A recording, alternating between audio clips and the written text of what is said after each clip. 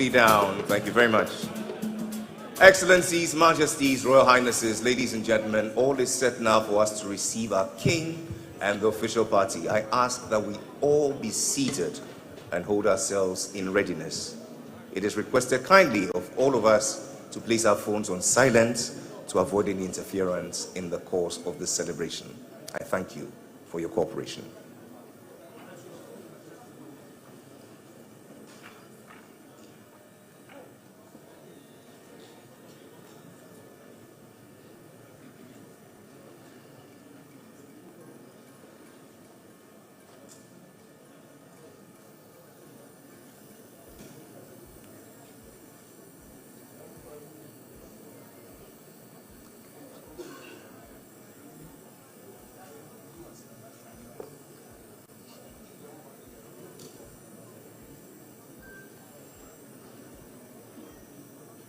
A little soft music in the background.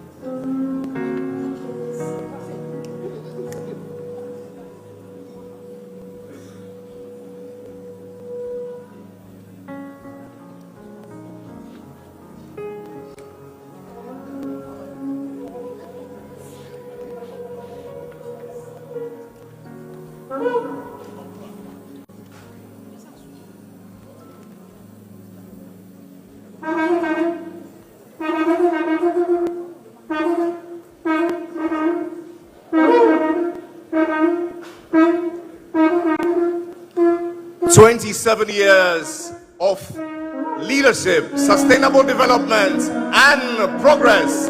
Make welcome the King, His Majesty Otumfuo Osei Tutu the Second."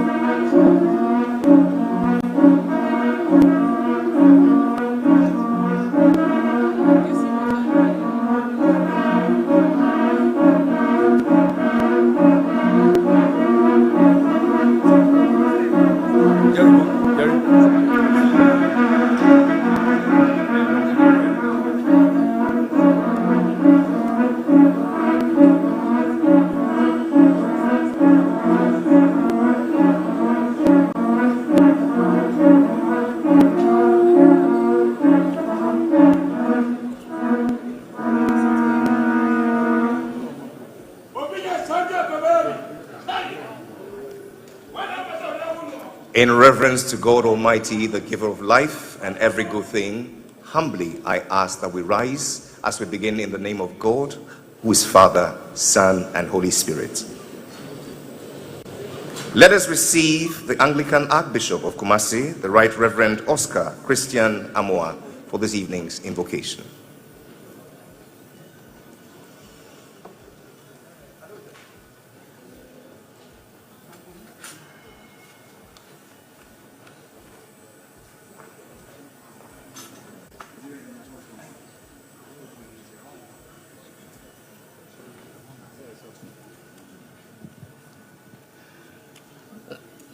Let us pray. Gracious and the most high God, we thank you for our lives individually and collectively as Asantehene and the nation Ghana as a whole.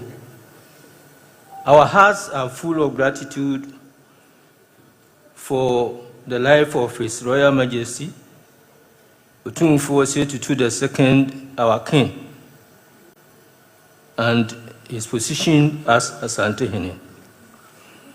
We are very much appreciative of the gifts, abilities, the boldness, goodwill, and favor you have endowed him with, which have enabled him to be relevant not only to Asantehene, but Ghana and the world as a whole.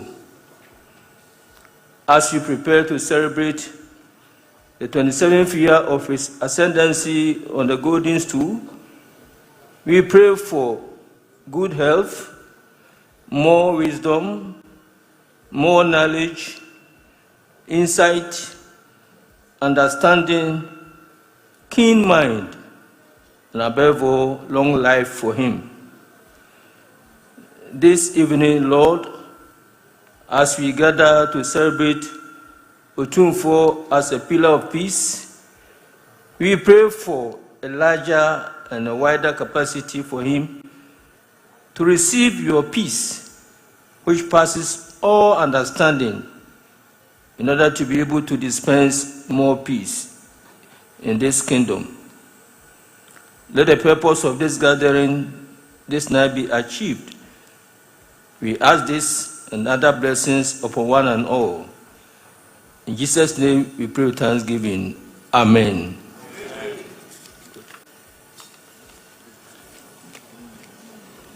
Please be seated.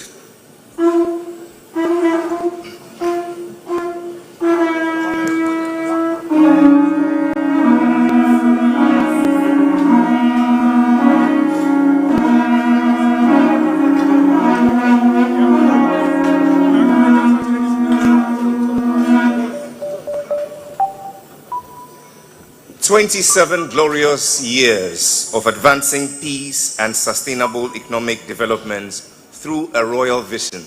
He sits amongst us as a pillar of peace. Make welcome with warmth and delight His Majesty Otumfuo Osei Tutu II, Asantehene. Your Majesty, we welcome you to this glorious celebration. Seated in splendor and in glory by our King is the Princess Consort of Asante. Make welcome Lady Julia Osei Tutu. Our guest of honor, the President of our Republic, here represented by the Deputy Chief of Staff, the Honorable Nana Oye Bampo. Our special guests, former President of the Republic of Ghana, Nana Addo Dankwa Akufo-Addo.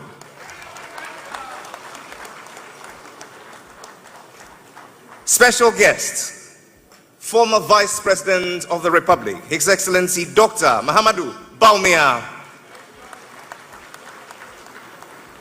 The first Deputy Speaker of the Parliament of Ghana, the Honorable Bernard Ahiafo, MP Akachi South. The Chief Justice of the Republic, His Lordship Justice Paul Bafo Bode. We make welcome our special guest, the Secretary General of the Commonwealth, Her Excellency Shirley Ayoko Boche. Ladies and gentlemen, do please make welcome His Royal Majesty Ogiame Atuwache III, the Olu of the Warri Kingdom from Nigeria. Joining His Majesty is Her Royal Highness Olori Atuwache III, Queen Consort of the Warri Kingdom. Ladies and gentlemen, we're also warmly joined by the President of the National House of Chiefs. Also joining us today is the Asantehene Diaspora Osei Bonsu III. We are also joined by the former chairman of the Council of State of the Republic of Ghana and Drabihini Nana Otumfuo II. Joining us at the high table, ladies and gentlemen, is the Executive Chairman, Jonah Capital, Dr. Sir Samuel Eson Jonah. We also have the Governor of the Bank of Ghana, Dr. Johnson Pandit Asiama. Also joining us is the Executive Chairman, KGL Group, Mr. Alex Dade, and of course his beautiful wife, Mrs. Caroline Dade. Together with you all Ministers of State, Heads of Mission and other members of the Diplomatic Corps, Captains of Industry, partners, friends, family and well-wishers, we welcome you to Menchia right here in Kumasi, the heart of Asantehene, this great kingdom of renown which has stood for over 400 years as a symbol of resilience. Our word of greeting is simple. We say Yemamo Akwaba, and you all respond, Ya. Yemamo Akwaba. And just like that, we are all sons and daughters of our King. My name is Jerry Acholodo. Ladies and gentlemen, my name is Anita Erskine. And together we're pleased to be serving you as the masters of the ceremony. Tonight, everything has been provided to make our stay here warm, comfortable, and memorable. We shall begin with dinner. The first course is plated together with the other courses. Bon appetit, and while we're at that, the band will serenade us to some very lovely tunes. Bon appetit.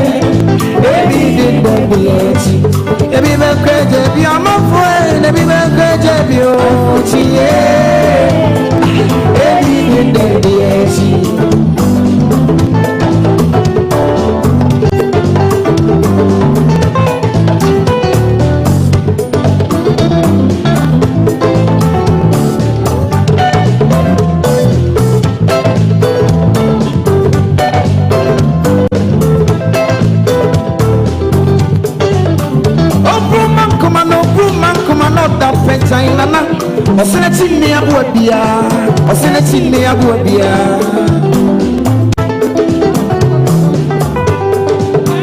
Obuman kumano dampete nana. Osenetini abuabia, osenetini esimusika nensona mama, nensona mama, nensona mama, nensona mama, esimusika nensona mama, nensona mama. Ebo, mama me, nensona mama. Ye be ya si ya maneda.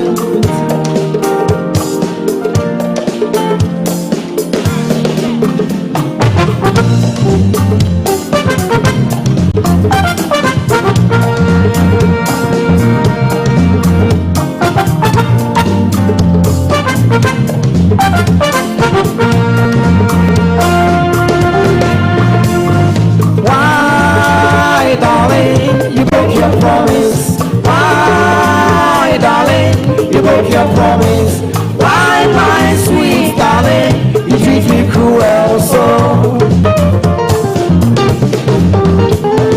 Why, darling, you broke your promise. Why, darling, you broke your promise. Why, my sweet darling, you treat me cruel so.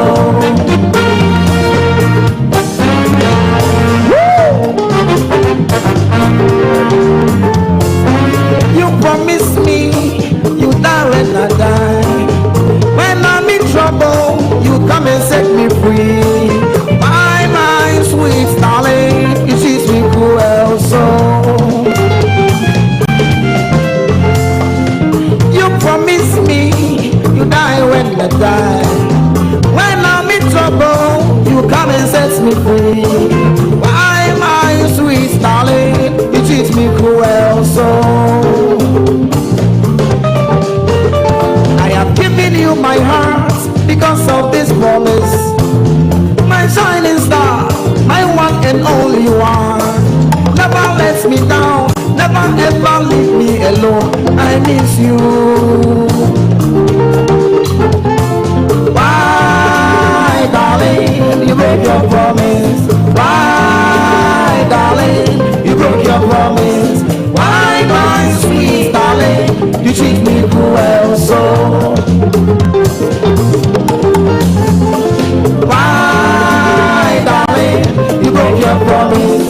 Why, darling, you broke your promise? Why, my sweet darling, you treat me cruel so.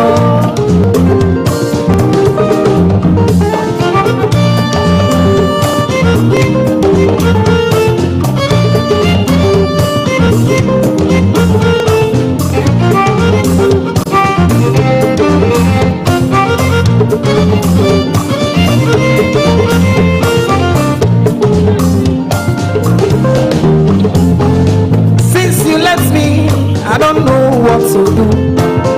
When I see your pictures, I feel like kissing you. But now it's too late.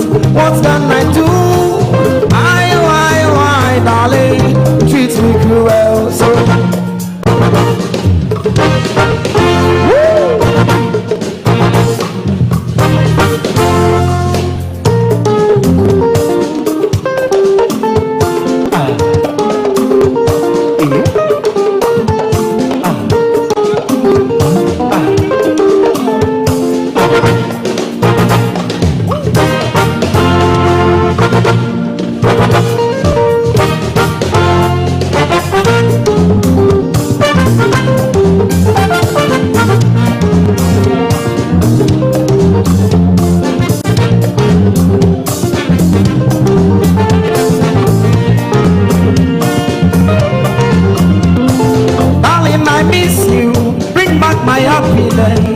I'm singing this song for you just to get my baby back. Oh,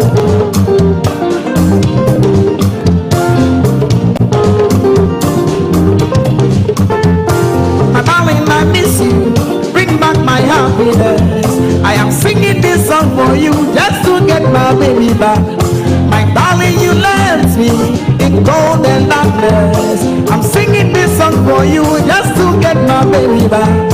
And if I was a bed, I will never leave nevertheless, I'll search and search and search till I get my baby back. I miss you. Why, darling, you break your promise? Why, darling, you break your promise? Why, my sweet darling, you treat me cruel so?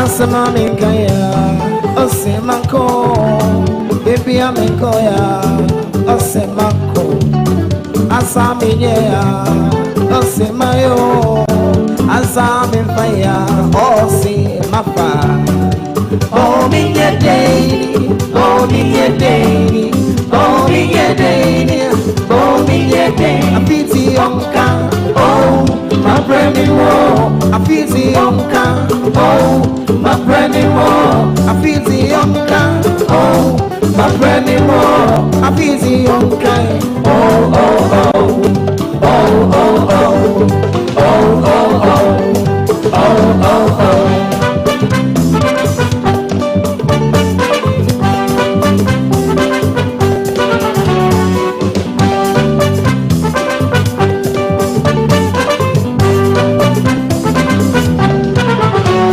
Asaminkaya, osimako, asaminya, osimaye, baby aminkoyo, osimako, asamimpa, osimafa, bomiye baby, bomiye baby, bomiye baby, bomiye baby, a pity onka, oh, my brandy more, a pity onka, oh. My brandy more, a pity okay. Oh, my brandy more, a pity okay. Oh, oh, oh, oh, oh, oh, oh, oh, oh, oh, oh, oh.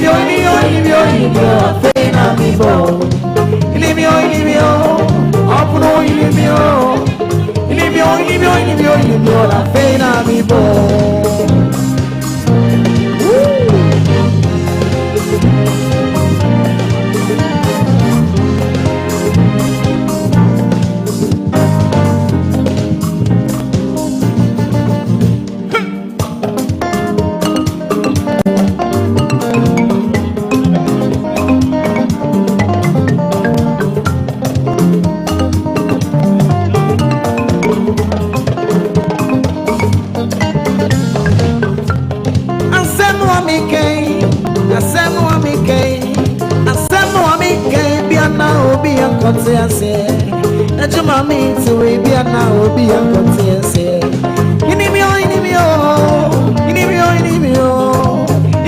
Inimio, opune inimia.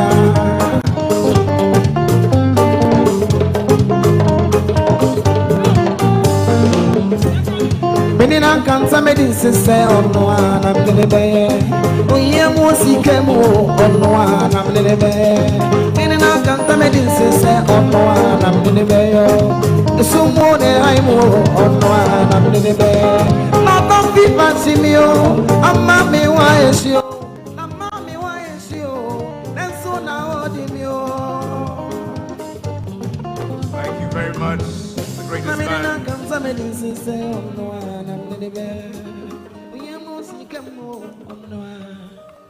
It's the best form of music, high life, coming right here. Kumasi, the heart of Asantehene. For tonight's theme, advancing peace and sustainable economic development through royal vision, we could not find a more fitting guardian for this theme than a worthy son of Asantehene and a global statesman. Described by the Financial Times of London as the great old African gold king, the African gold finger. He has done for mining what the great Ali has done for boxing, Pele has done for football, and Shatta Wale and Davido are doing for Afrobeats. Tonight I give to you a Knight Commander of the Most Excellent Order of the British Empire, a Chancellor of the University of Cape Coast, the Executive Chairman of the Juna Capital, and one of the most consequential Africans of his generation. He's a man who is forged in the darkness of Ghana's minds and has risen by sheer force of intellect, integrity, and will to illuminate boardrooms in Johannesburg, in London, in New York, and beyond. It took me a whole night to prepare this myself. Tonight, we recall with great delight his beginnings here at Ashanti Goldfields as a young man of ambition in 1979, and by 36 had become its first Ghanaian chief executive, going on to multiply its gold production sixfold and shepherding its transformation into a true African multinational and leading it onto the floor of the New York Stock Exchange as the first operating African company ever to earn that distinction. He did not merely build a company. He proved at a moment when the world needed proof that African leadership, African vision, and African excellence were world-class in every sense of the word. But what elevates him tonight beyond the extraordinary catalogue of his commercial achievements is something rather rare: his character. A man who has chaired companies across 4 continents, advised presidents from Kufuor to Obasanjo to Mbeki, served on the General Advisory Council of the United Nations Secretary General's Global Compact, and has earned the admiration of Ghana's mine workers with a Platinum Award and more. And yet, whose most consistent message, drawn from decades of watching power misused and potentially squandered, has been a call, not more for himself and for his own influence, but for honest and limited government, for constitutional reform, and for strengthening peace and democracy. A man who has spent a lifetime at precisely that intersection where investments meet integrity and where economic ambition must answer to social conscience, where the work of building wealth and the work of building peace are not rivals but partners. And it's no small thing he carries on his heart. As a board member of the Otumfuo Osei Tutu Foundation, a personal connection of brotherhood to the extraordinary monarch we gather here tonight to honor, a king who is 27 years on the golden stool and who has shown the world that royal authority and democratic peace are not opposites but allies. Your Majesties, Your Excellencies, distinguished ladies and gentlemen, I give to you our chairperson for this auspicious dinner, Sir Sam Jonah.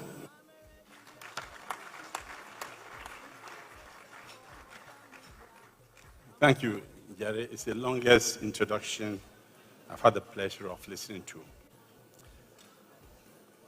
Your Majesty, Otumfuo Tutu II, the Asantehene, the occupant of the golden stool, the pillar of peace. Lady Julia Osei Tutu, Your Excellency Nana Addo Dankwa Akufo-Addo, Your Excellency Dr. Mahmoud Bawumia, Your Excellency Shedi Ayoko Botwe, the Secretary General of the Commonwealth, the first for us in Ghana.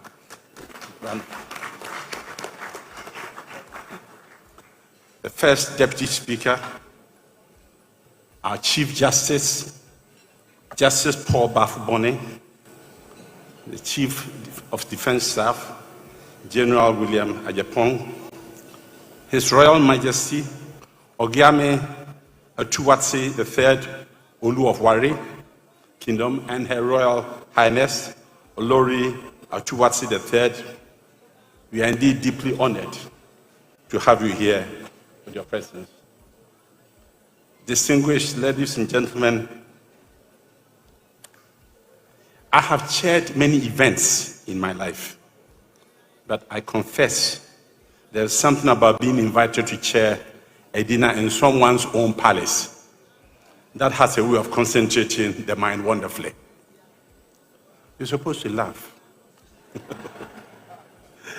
We are gathered this evening in this magnificent hall, within the very walls of Menchia, the seat of Africa's most storied royal traditions, to mark 27 years since Otumfuo ascended the golden stool and proceeded to do something quite remarkable with the authority it conferred.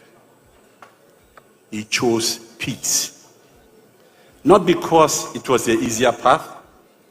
Indeed, anyone who thinks that peace is easy has never tried to make it. He chose peace because he understood, with the clarity that distinguishes the truly great from the merely powerful, that without peace, everything else is noise. Now, before I go on, I'm obliged to make a declaration. Otumfuo is my brother. I suspect, therefore, I have to admit that being in Miss Company, it will raise questions of objectivity. I want to address that concern directly and with the seriousness that it deserves. I have none. But here is a thing about truth.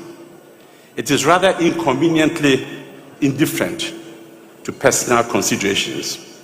Whether you're Otumfuo's brother or a friend, the facts about this man remain the same.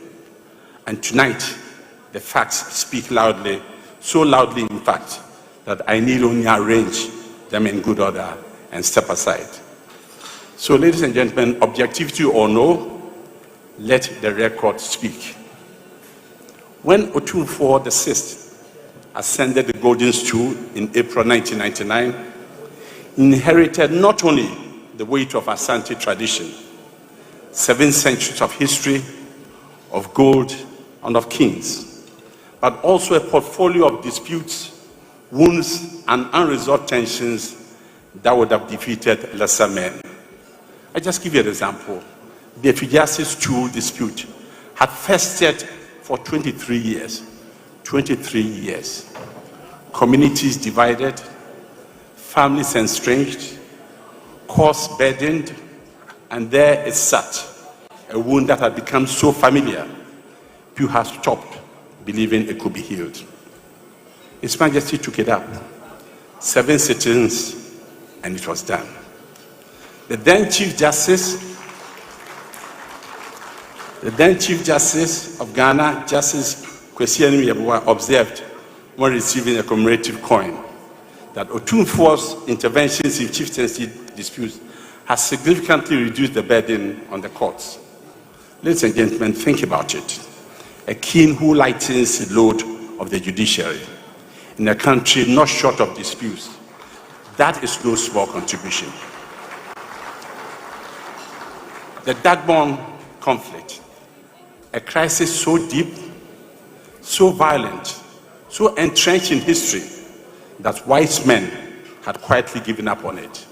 Indeed, President Kufuor, a man not given to extravagant praise, says something about that resolution that I still think deserves to be repeated tonight. And I quote, "If Otumfuo's achievement in the resolution of the Dagbon crisis had been in Europe or America, I'm sure the Nobel Peace Prize would have been bestowed on him."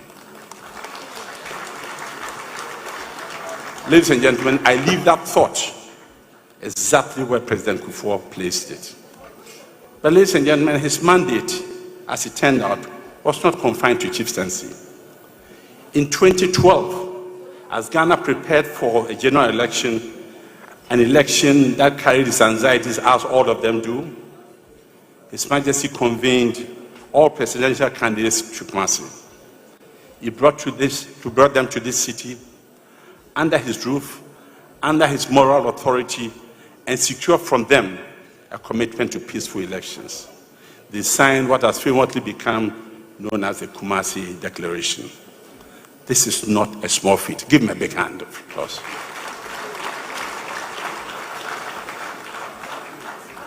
Ladies and gentlemen, in a continent that has known too many elections descending to violence, a traditional ruler convening political rivals and extracting a peace covenant by moral persuasion alone, without a single law compelling them, is a feat worth recognizing. Let's give him another round of applause. In 2016, he worked quietly behind the scenes once more, helping ease the tension that surrounded that year's transition of power.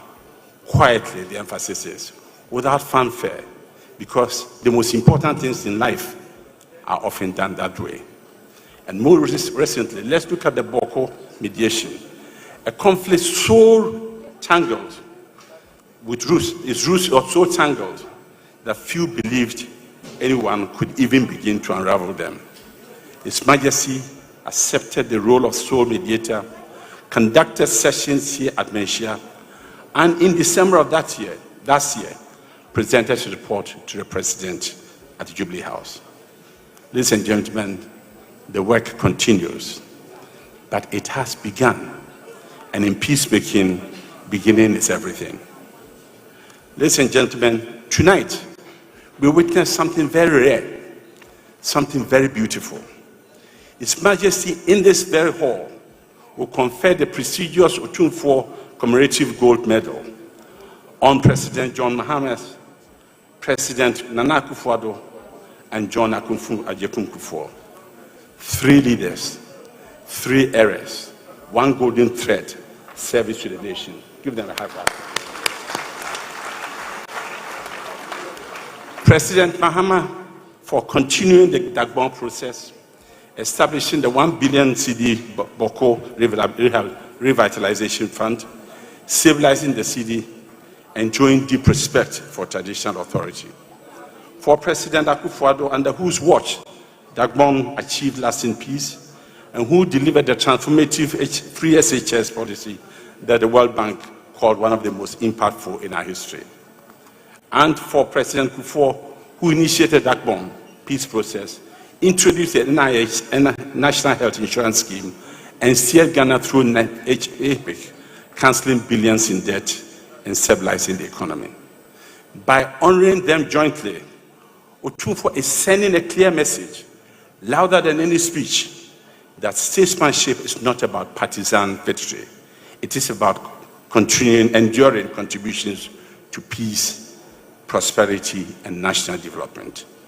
Different facets, same golden purpose, ladies and gentlemen. In 2019, Otumfuo addressed the United Nations High-Level Forum on the Culture of Peace. His topic was Partnership for a Culture of Peace, mobilizing traditional leadership and communities for peace and security. He went to New York and he told the world what he had been demonstrating here at least for 2 decades. The traditional leaders are not relics of the past, but potential architects of the peace that the modern world so desperately needs. The address received global commendation. That same year, he received the Pillar of Peace Award at the inaugural Africa Premier Leadership Awards. Ladies and gentlemen, we live in troubled times. Ukraine bleeds, the Middle East bends, tensions fracture the architecture of international order that the previous generation built at great cost. Multilateralism is under strain. Alliances that seem permanent are proving now negotiable. And too many leaders find political profit in the performance of conflict. And yet, in this room, ladies and gentlemen, in this room, we have a man who has spent 27 years demonstrating quietly, persistently, and effectively that there is another way.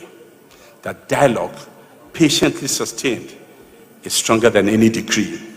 That moral authority deployed in the service of peace can accomplish what no army or court can compel. Ladies and gentlemen, the world does not need more weapons. The world needs more leaders like Otumfuo.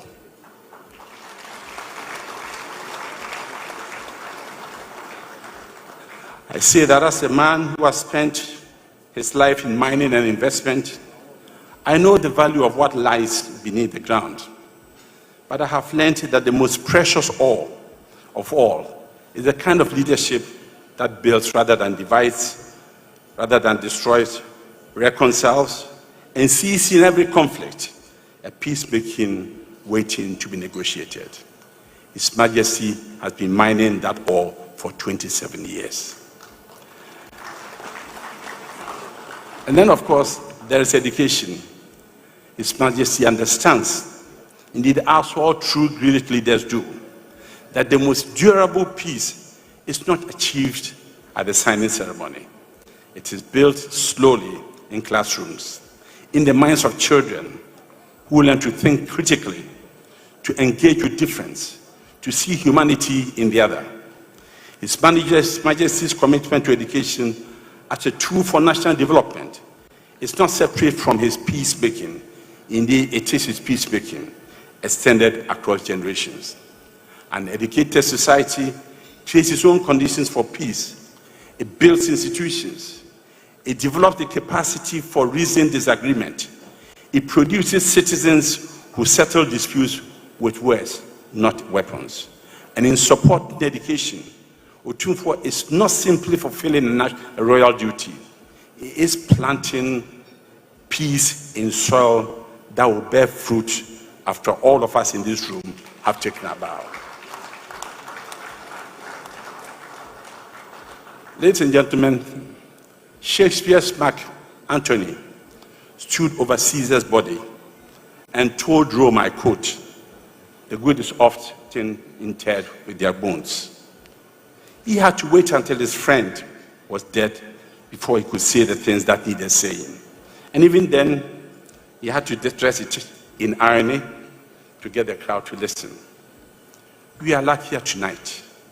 His Majesty is sitting here right with us, in very good health, in good humor, and in the full knowledge that what is being said is not in eulogy, but in celebration.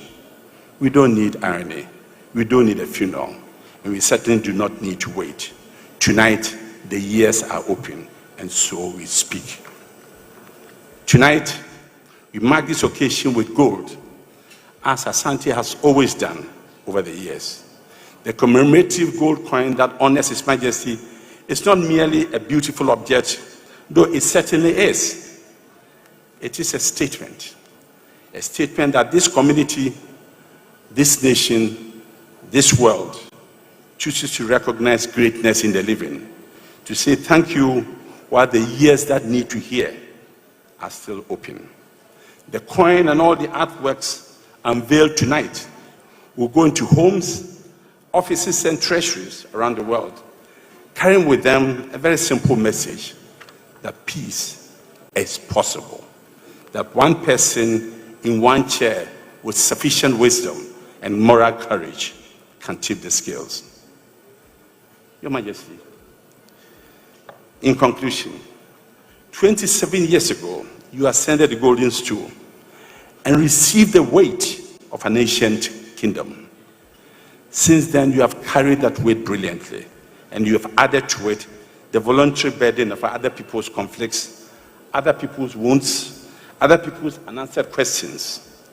You did it because you understood that a king is only as great as the peace his kingdom enjoys, and that the boundaries of your kingdom in your hands have always extended as far as your conscience could reach. We have gathered here while you are still reigning to say in full voice what needs no funeral to be true. Ghana is better for it. Africa is better for it. And on this particular evening, the world is paying attention. Ayiko. Thank you.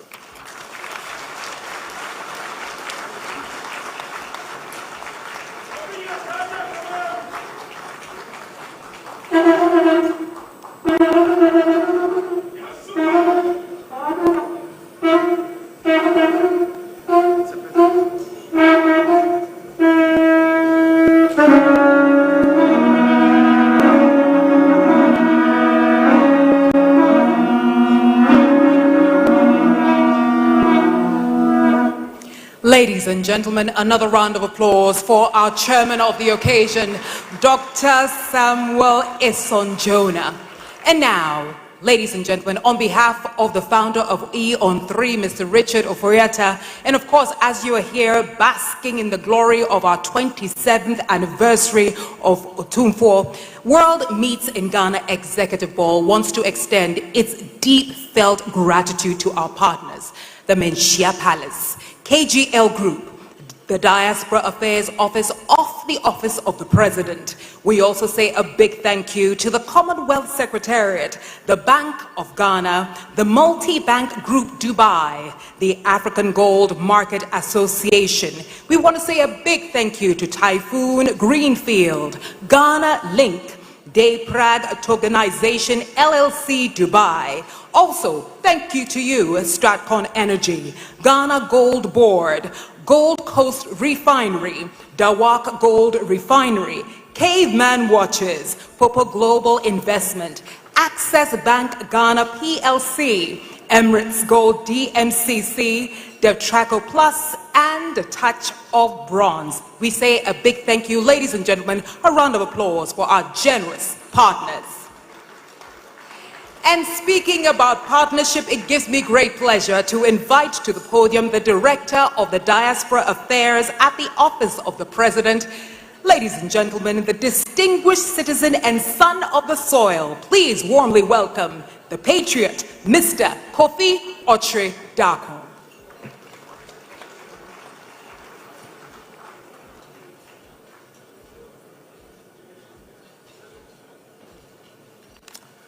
Thank you very much indeed, Anita.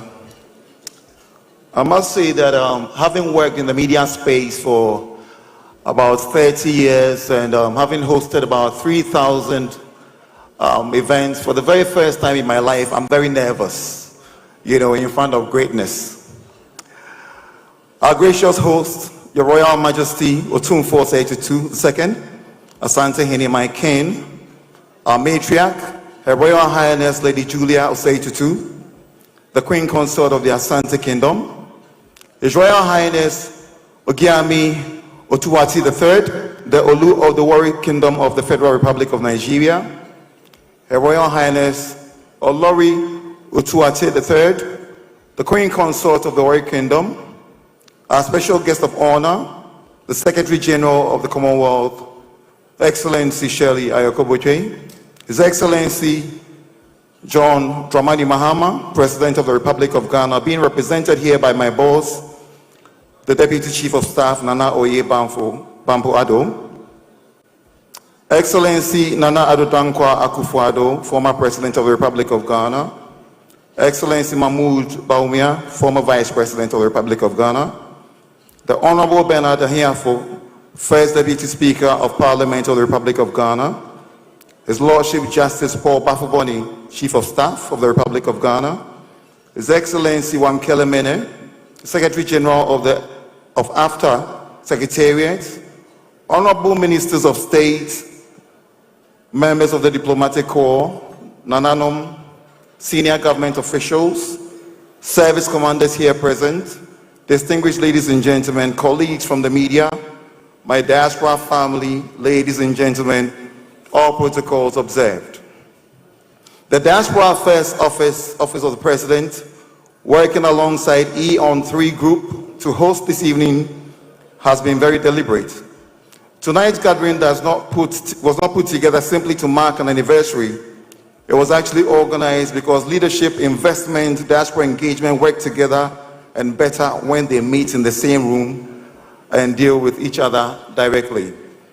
27 years under the leadership of Otumfuo, Osei Tutu II, my king, has shown that steady leadership looks like over time. Stability here has not happened by chance. It's been very, very deliberate. It has come from discipline, consistency, and the ability to keep traditional authority relevant in a modern national setting.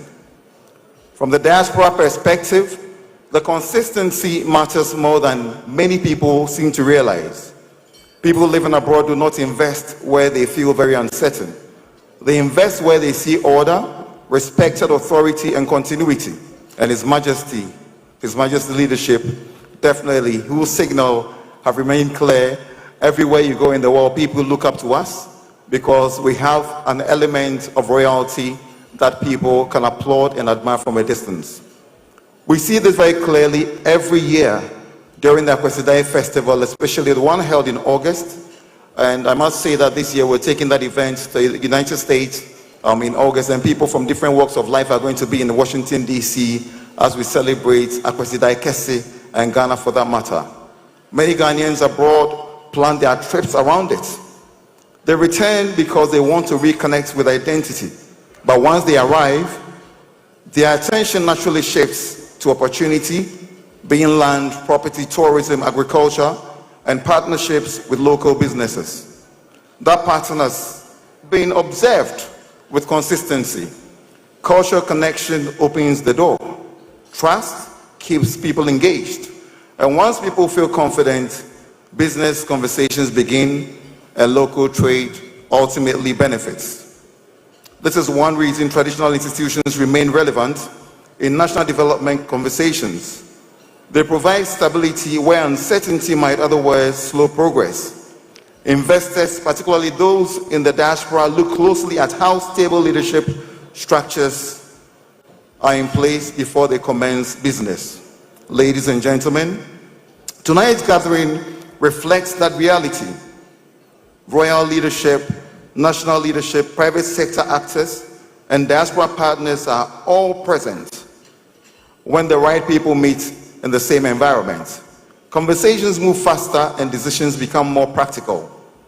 The Diaspora Affairs, in partnership with E-on-3 Group, shows a clear understanding that heritage platforms are not just cultural spaces. They are also entry points into investment and collaboration when managed properly. Your Majesty, your leadership in the last 27 years has demonstrated that tradition does not have to stand apart from development. It can support it.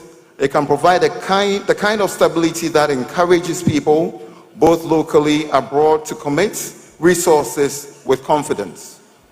Your Majesty, tonight is not only about recognizing years you've served. It is about recognizing consistency, the kind of consistency that builds confidence across communities and across borders. On behalf of the Diaspora Affairs Office of the President, we appreciate the opportunity to stand here in partnership for this occasion. May God continue to bless you. May He continue to bless the Asante Kingdom, and of course, bless Ghana, our beautiful country, and Africa for that matter. Thank you, sir.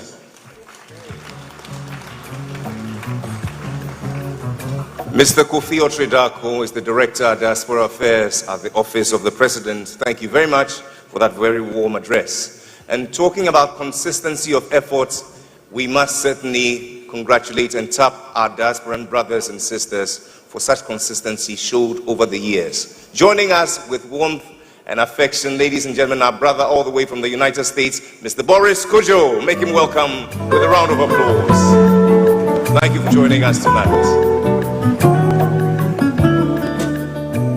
As we proceed, Sir Sam the Chair, Your Majesties, Your Excellencies, ladies and gentlemen, it's important that we acknowledge a very key partner, our headline sponsor, the KGL Group. This evening, we're joined by their leader, the Executive Chairman, who has helped build one of Ghana's most dynamic indigenous business groups with interests spanning dynamic indigenous business groups from technology, gaming, digital innovation, finance, healthcare, sports, and social impact.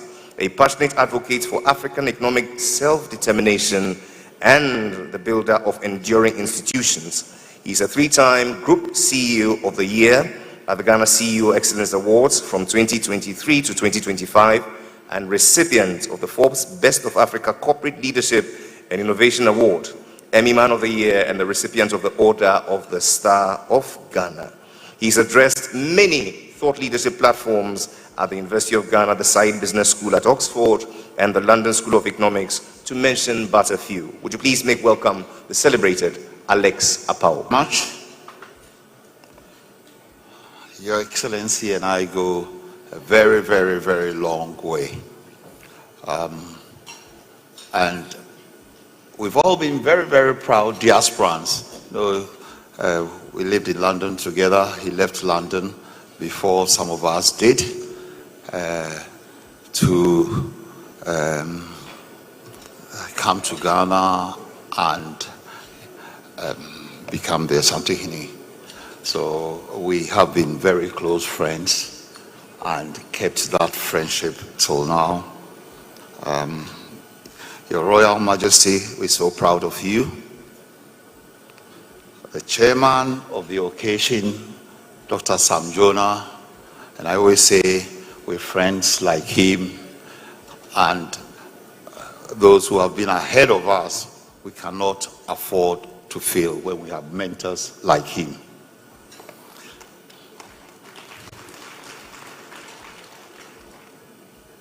Your Excellency Shirley Ayokoboche, Secretary General of the Commonwealth, Your Excellency Nana Addo Dankwa Akufo-Addo, former President of the Republic, Your Excellency Dr. Mahmoud Bawumia, former Vice President of the Republic, Your Royal Majesty, the Olu of Warri Kingdom, and Your Royal Highness from the Olu Kingdom.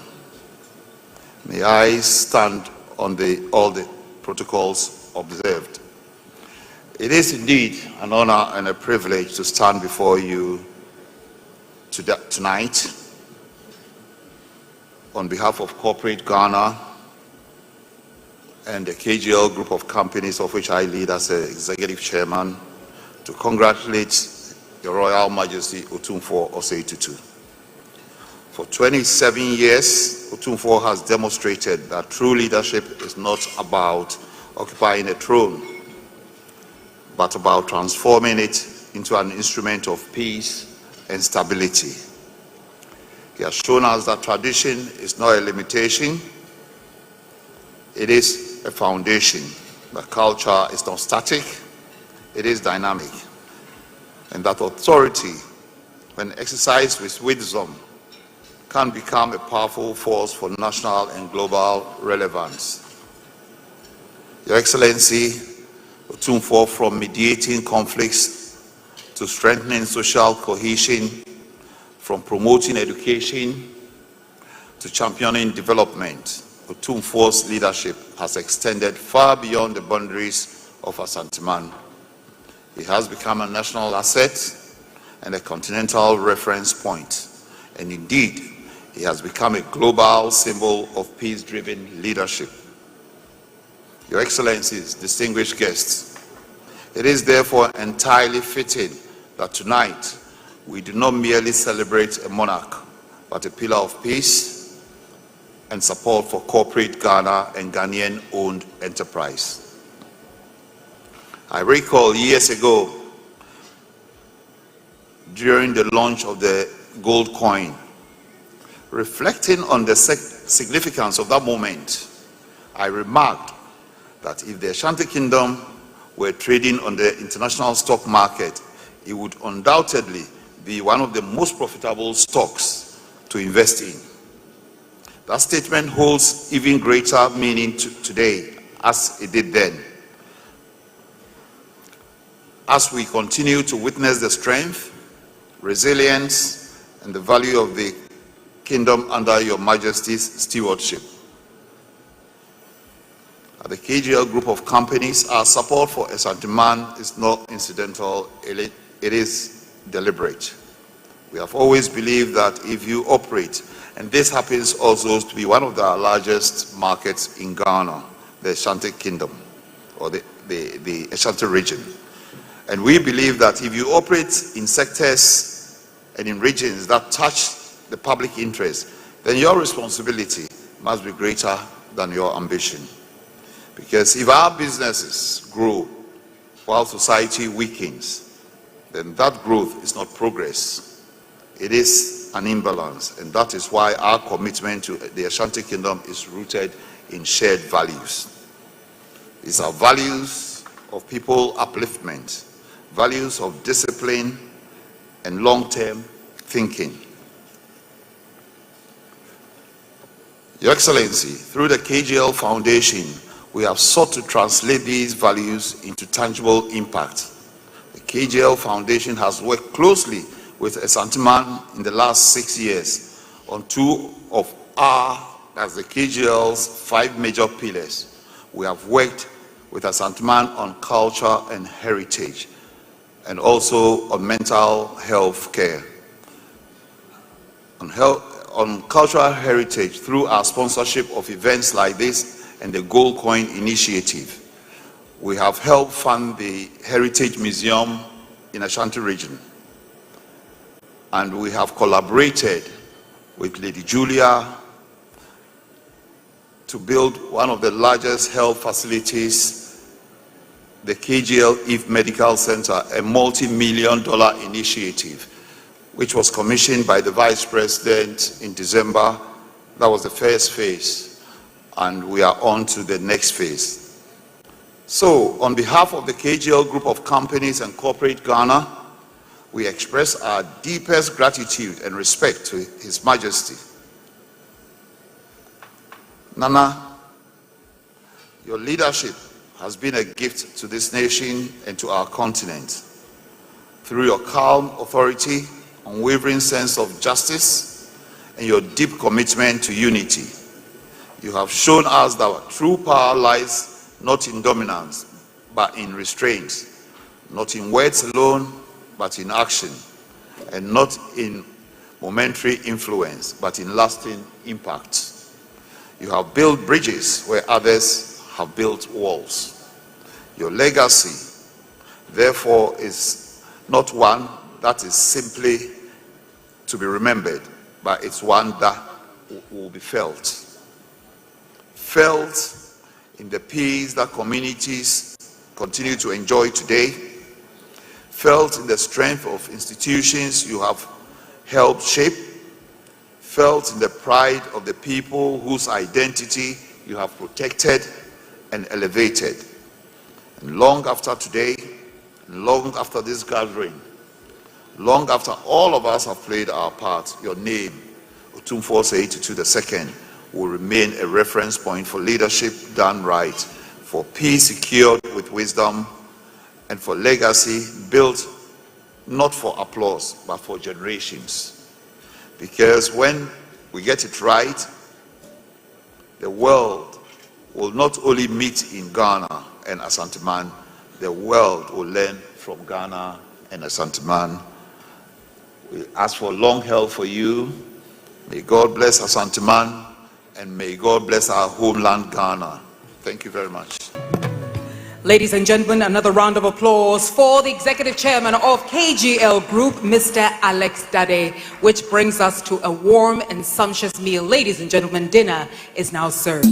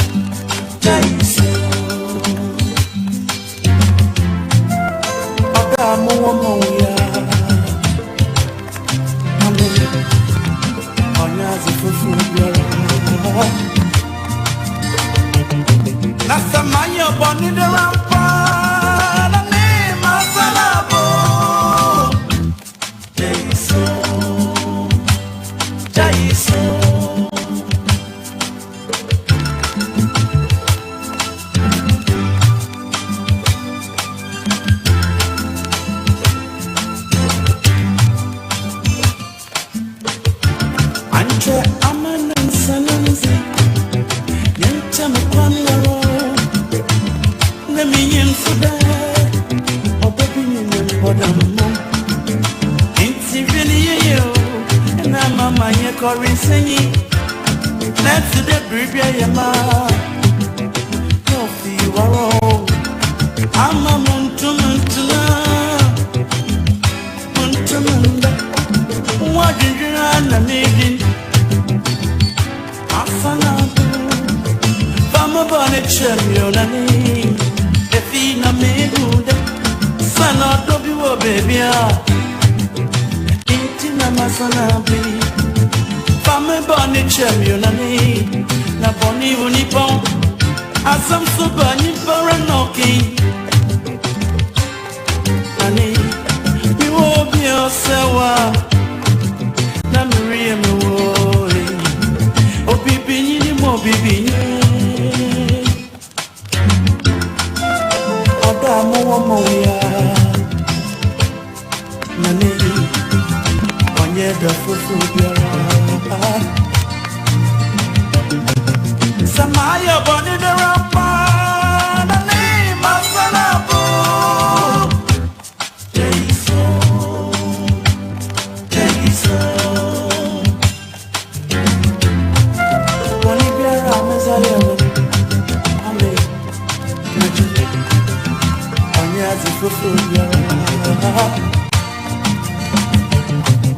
Samaya born in the rampa, the name of Salabo.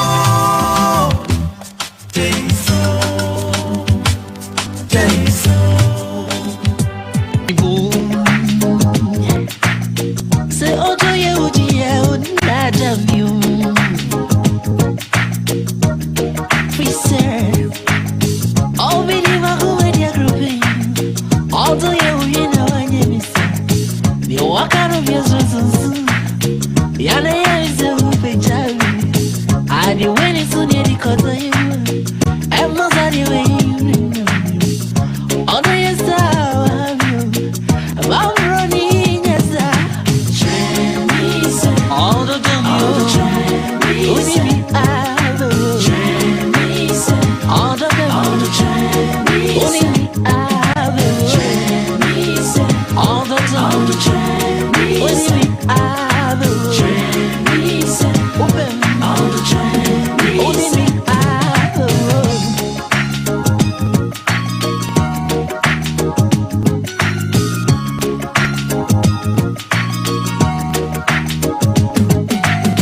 All the mommy knew me and you said, but to tell you was me, I worry. And my antamun did it all. And Jamie said, be I must say, be a body, be I actually. And for myself to bed, all to your way, I could. How to your way, what's your name? Did you miss a card? And no more, be a video. All the time, all the time. Only me, I all the time.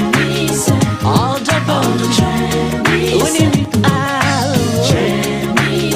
all the time. Only me, I all the time. Only me, I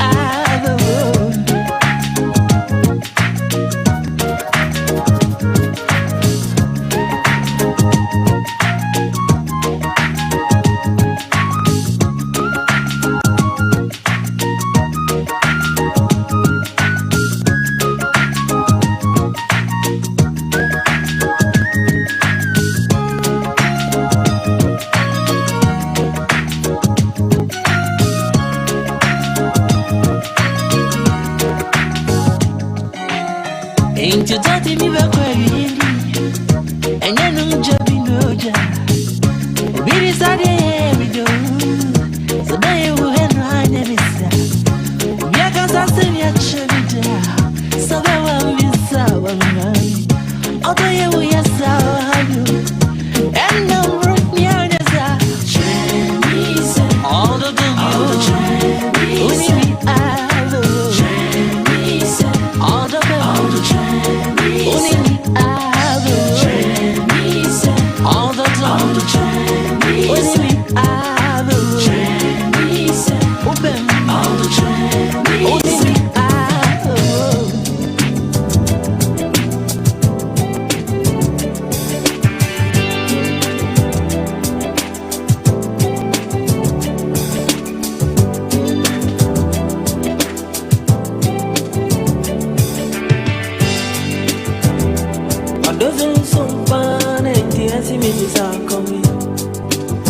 Manuma Kodie, Mamma me then now. Son of Dobio, Aiku. Other be Aiku. Other be Aiku. Other be Aiku. Other be Aiku.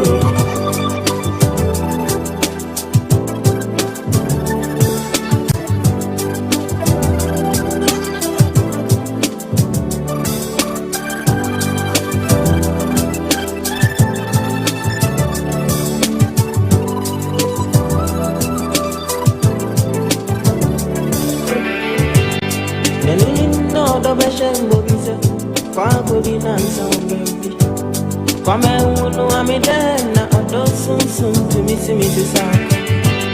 I don't hear any plenty. A mother come on, you. A banner sour meal. Go be doing me one time.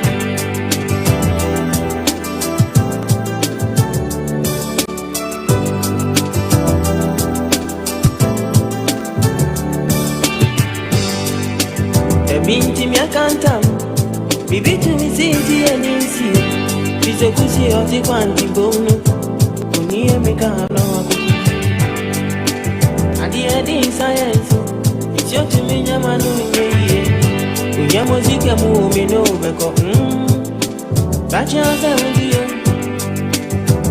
79, your doko to go to one year jamu. Debi bisu medipo, debi bisu medipo. Debi be so many bone. Debi be so many bone. I'm your mountain, Susumani no.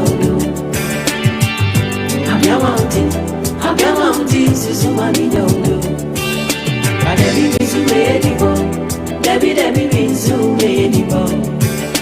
Debi be so many bone. Debi be so many bone. I'm your mountain, Susumani no. I'm your mountain, Susumani no.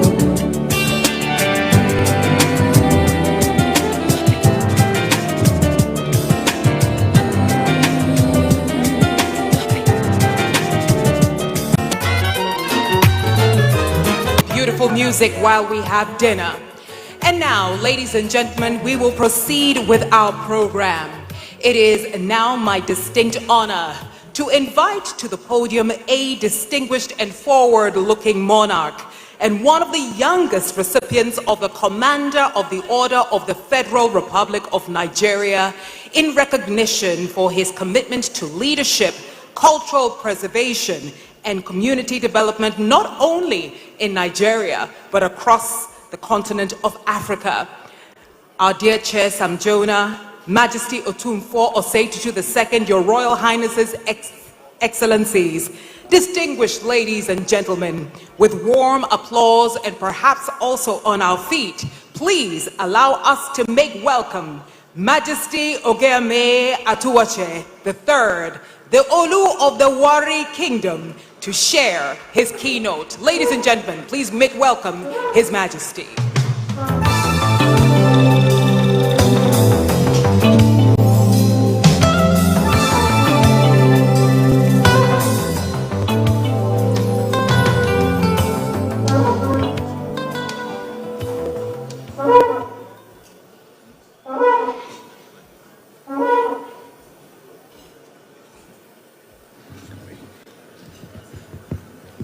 Thank you. Please sit down. Good evening, ladies and gentlemen.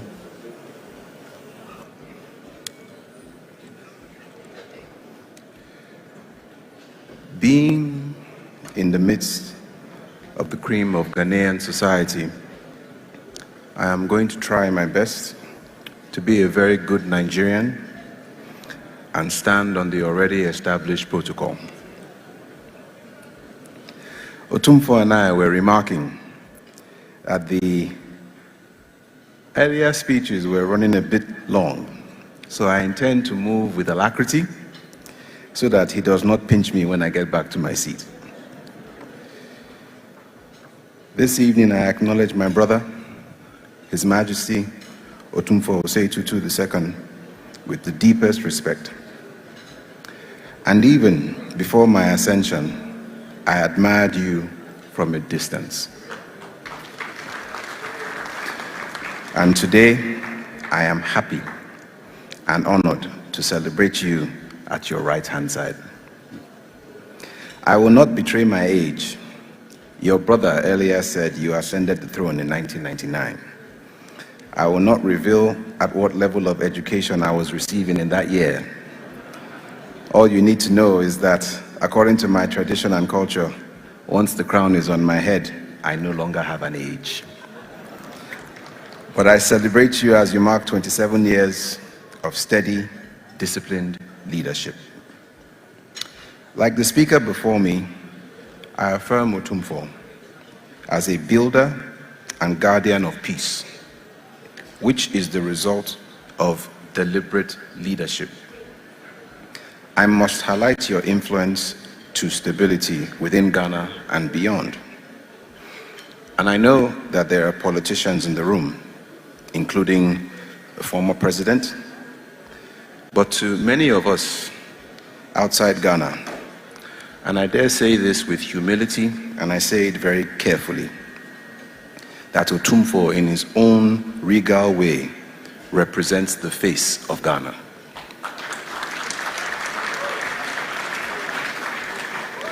I make it clear that peace enables growth, investment, and dignity. It leads to outcomes in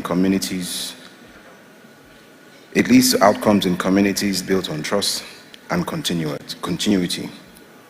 As a fellow monarch, I must also take this opportunity to present monarchy as a stabilizing force in modern Africa, especially when the monarchy is God-led and people-focused. And I say this because God, who ordained it, and the ancestors who have upheld it, will all be watching, without any pressure, of course, to ensure that you do better than they did, and you hand an enviable inheritance to those who come after you. Therefore, thrones come with cultural authority, moral voice, and continuity. At this point, I would like to specially recognize the presence of Shirley Botchway, the Commonwealth Secretary General, who I adopted and gave the name Olu of Warri. Also, the representative of the President, John Dramani Mahama, as well as the former President, Nana Akufo-Addo. There must be strategic alignment between institutional and private sector partnerships, as well as an alignment between thrones, state, and global platforms. I would also like to use this moment to call for deeper cooperation among African monarchs. And I put my money where my mouth is by yet again presenting myself publicly as an African monarch who happens to be domiciled in Warri. And this is also part of why I was able to boldly bestow an Ishakiri name on a prominent Ghanaian lady. With this mindset, we can all share in the work of peace building, youth development, and economic vision. And this is certainly a collective continental responsibility. And in closing, Your Majesty, I offer my continued goodwill and pray that God will give you wisdom and strength in many years to come. I affirm solidarity between Warri Kingdom and Ashanti Kingdom, and I look forward to many years of peace and prosperity in Ashanti Kingdom, in Ghana, and across Africa. God bless you, sir.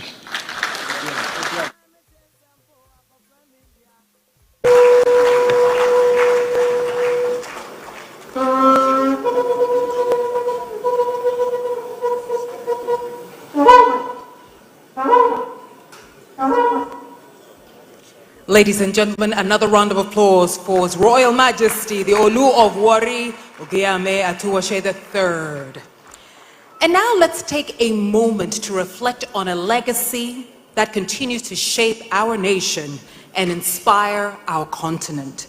Ladies and gentlemen, through moments of challenge and transition, His Majesty, Otumfuo Osei II has stood as a steady force, guiding dialogue, fostering unity, and strengthening the fabric of society.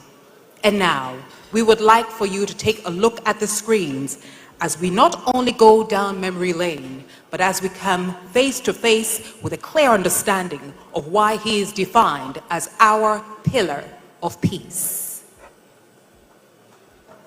Receiving the gold coin, Otumfuo indicated that the commemorative coin is an honor he shares with Asantehene and Ghana. President Nana Addo Dankwa Akufo-Addo remarked that it is fitting for Otumfuo to be honored with a commemorative gold coin, noting that his contributions to the advancement of peace and stability in the nation are well documented. It's appropriate that he be so duly honored, not honored on a continental level or international level, and also by the mention of this coin in his honor face. I'm grateful for the courtesy of your visit and the gift that you have given me. I appreciate it very much.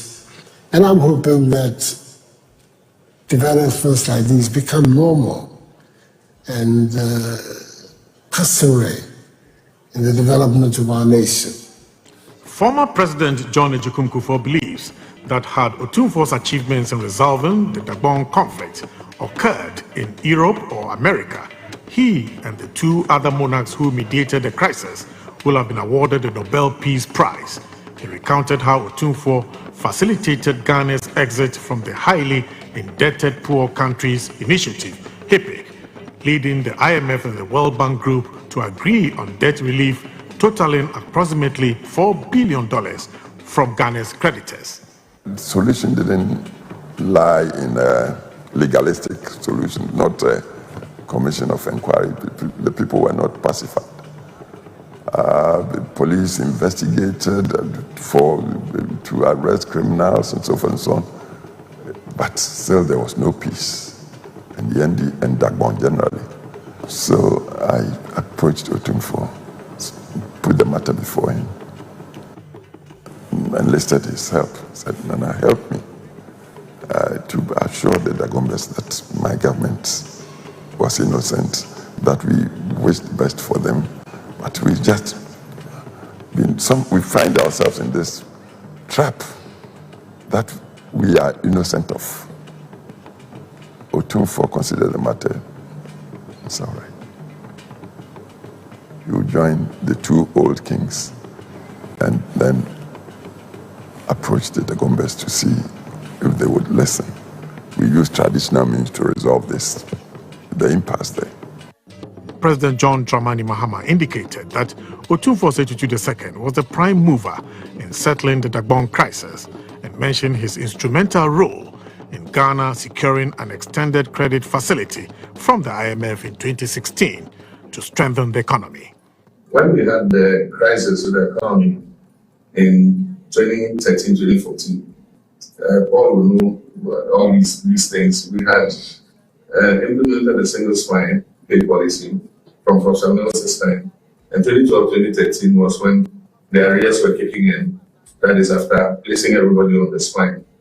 And so we overshot in terms of revenue. We had been assured that it would be revenue neutral, but it turned out to be quite a burden on the budget. And so we did the CG Forum, in which PBO being of blessed memory, was one of the prime movers together with Kwame Pinu and the others.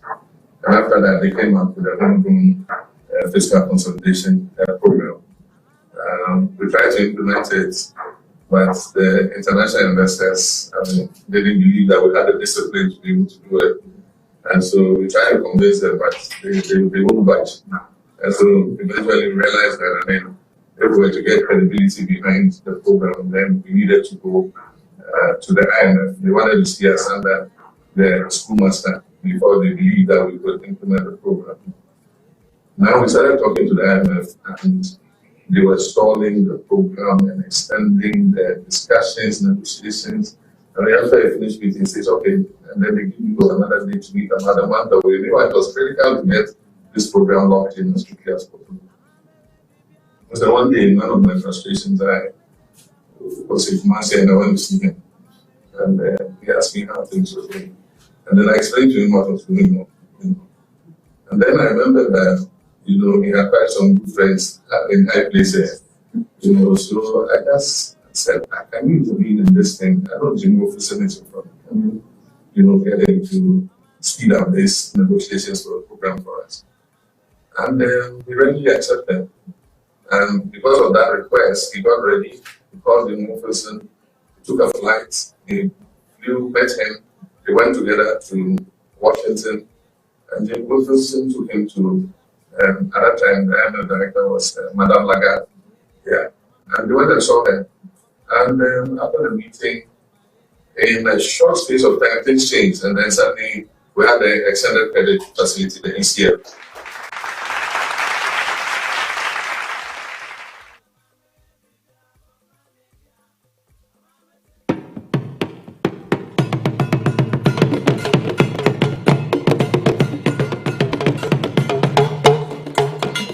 Hello?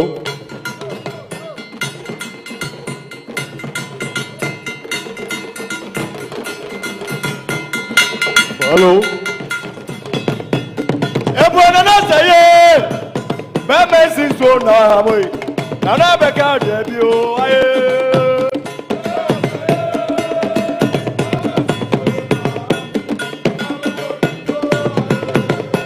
Everyone has to me now, Nana. Mama so no apio. Uma bebo dibo aye.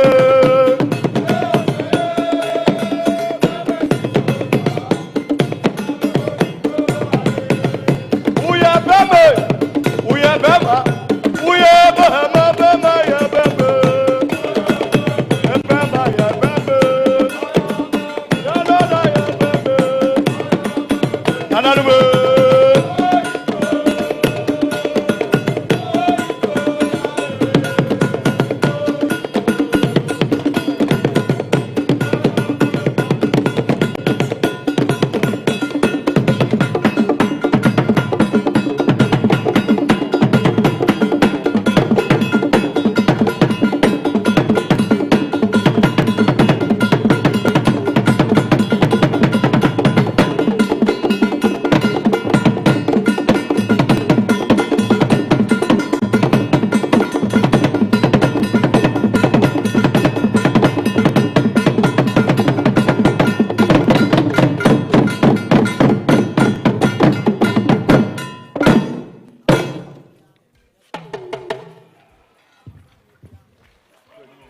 And for this, the world meets in Ghana to celebrate our King for 27 impactful years of peace, nation building, and sustainable development. Put your hands together for His Majesty Otumfuo Osei Tutu II, King of Asante. Sesam, the Chair, Your Excellencies, Your Majesties, distinguished ladies and gentlemen, today we're joined by a woman who returns home not as a guest, but a true daughter of the motherland. Her presence this evening in the presence of our King, whose own reign has been a masterclass in the very values she now owns very dearly. Values of patience, of principles, and of hard work, something that lasts. She brings to her office more than 2 decades of leadership in diplomacy, international relations, culminating in her immediate past role as Ghana's Minister for Foreign Affairs. Excellencies, ladies and gentlemen, please make welcome back home with warmth and affection, yours and mine, Her Excellency Shirley Ayoko Botry, by the grace of God, Secretary General of the Commonwealth.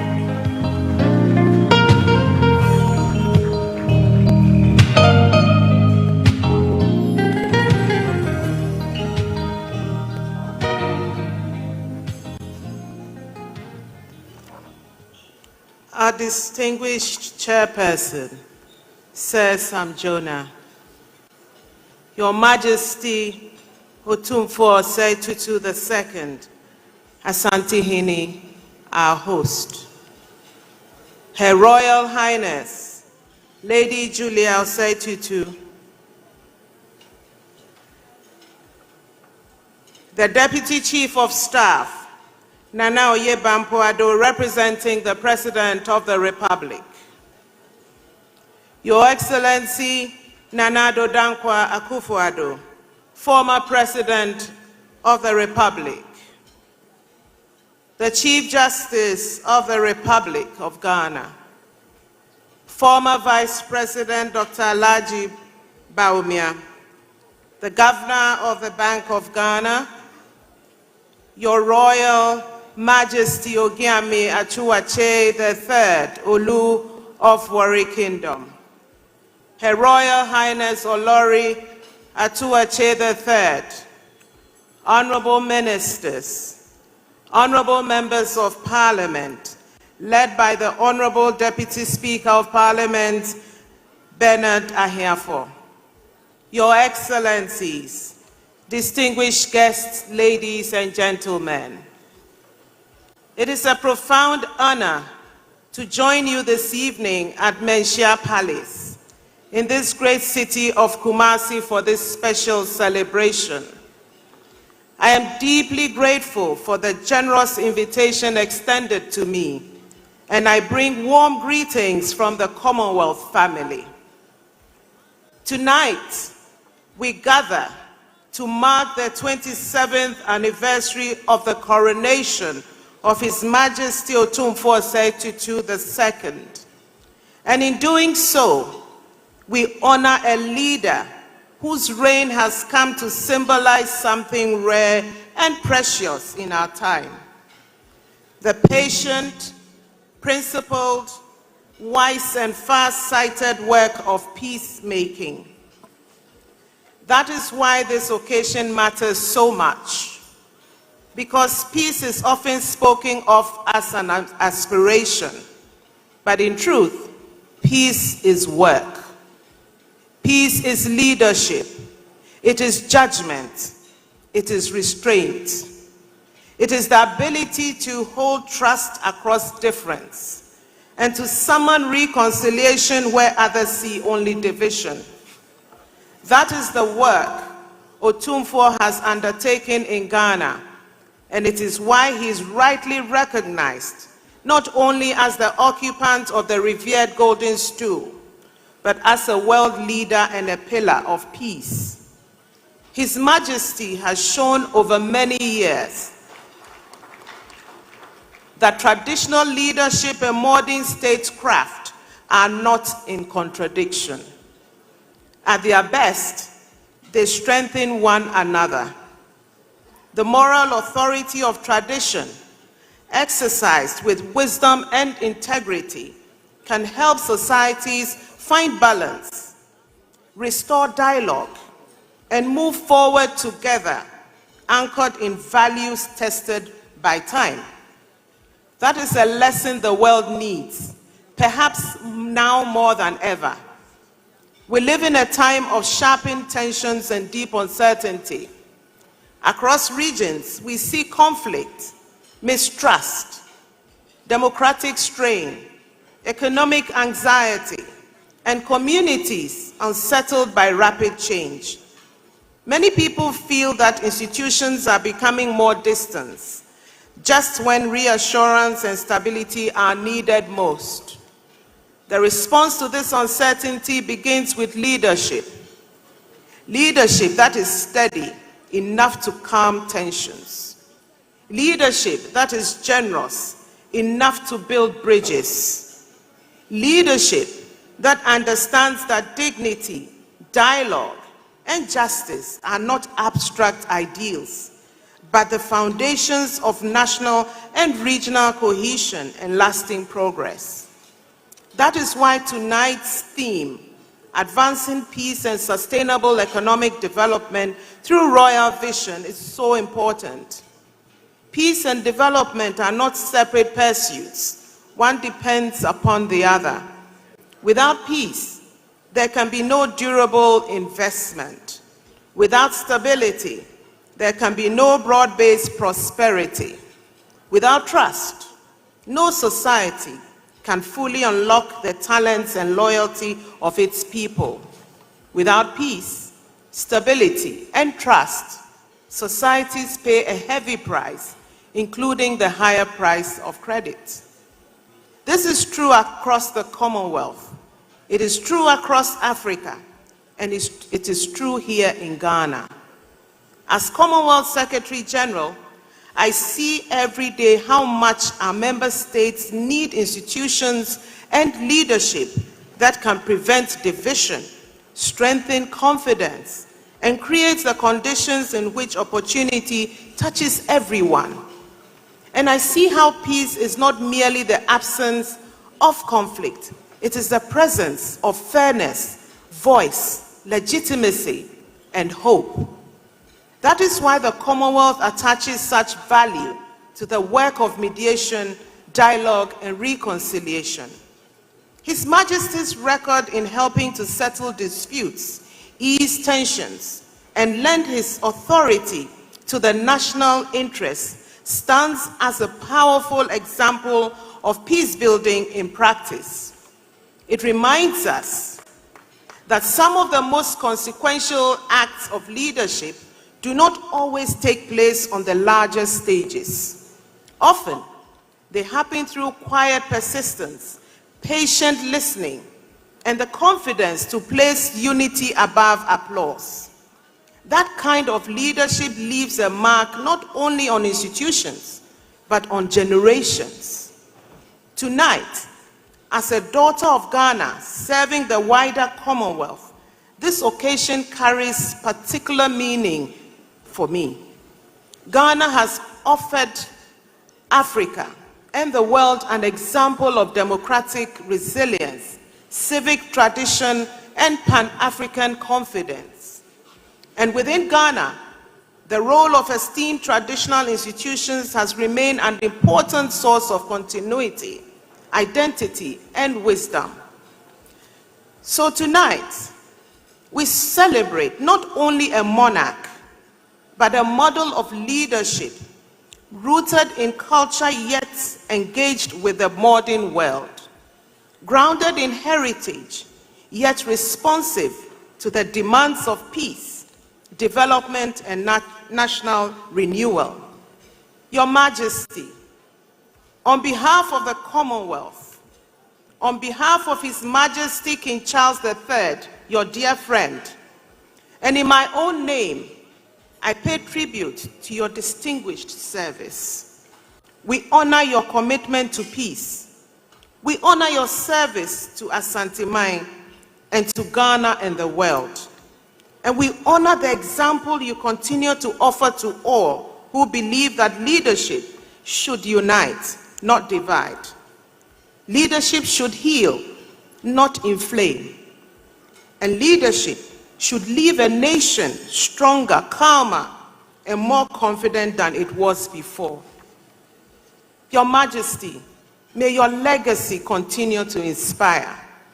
And may Ghana, the Commonwealth, and our wider world continue to draw strength from the truth that peace is our greatest virtue. It is vision, it is courage, and it's the surest foundation on which to build lasting prosperity. I thank you.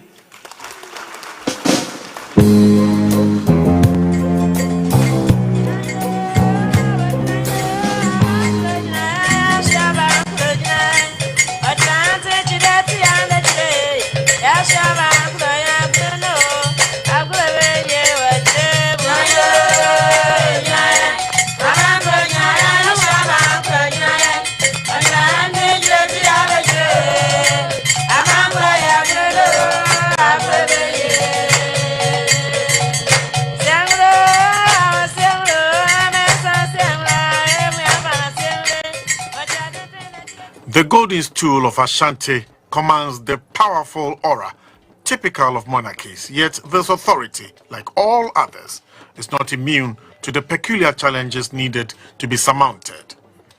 it is not so much about the golden stool itself. It is more about the constituents of the Ashanti Kingdom. As a human institution, traditional authorities which pay homage to the golden stool also bear the frailties which degenerate into chieftaincy disputes and land litigations. The Hydra-headed conflicts had already run into intractabilities until Asantehene Otumfuo Osei II assumed his traditional inheritance in 1999. The dire cases that defied solutions for decades were confronted by the then new king, and with his success were their rapid resolutions. In a remarkable display of traditional leadership, Otumfuo Osei II has settled over 20 major litigation cases across Asantehene, some of which had festered for more than 2 decades, stalling development and threatening communal peace. Among the most protracted was the Ifijase stool affair, which dragged on for an astonishing 23 years before the Asantehene's intervention. Between February 2001 and November 2002, 7 sittings brought closure to a dispute that had crippled progress in the community for nearly a generation.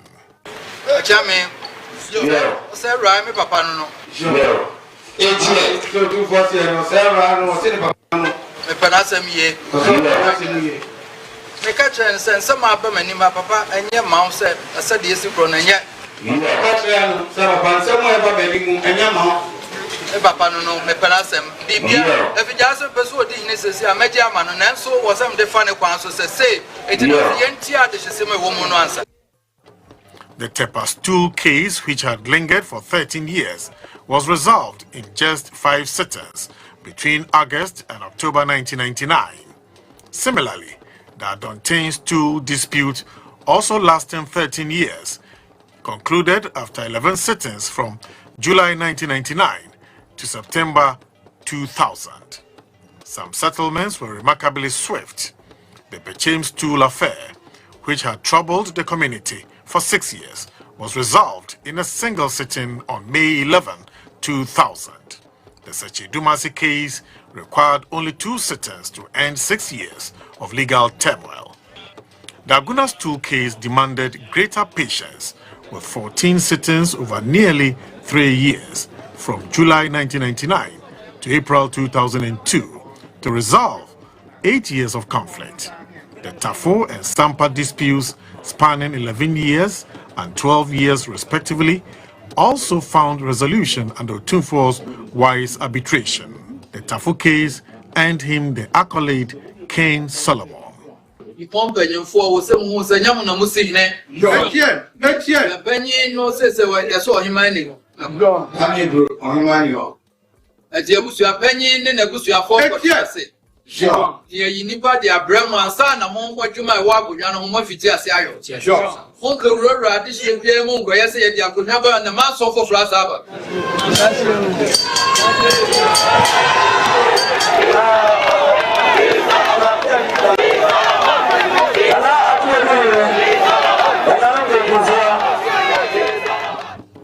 Other communities that have benefited include Bekwai, Kukufu, Goso, Asafo, Akwabwa, Edumasa, Siadu, Achiakrum, Ahwea, Buankra, Kumewu, and Ofenso.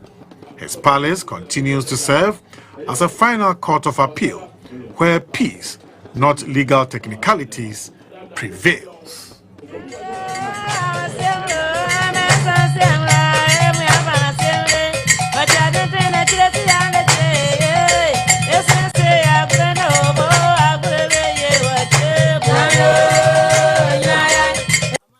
Thank you. And now, ladies and gentlemen, it is my distinct honor to bring you the custodian of the words of a statesman whose leadership has been defined by service to the nation, commitment to unity, and an unwavering dedication to peace and progress.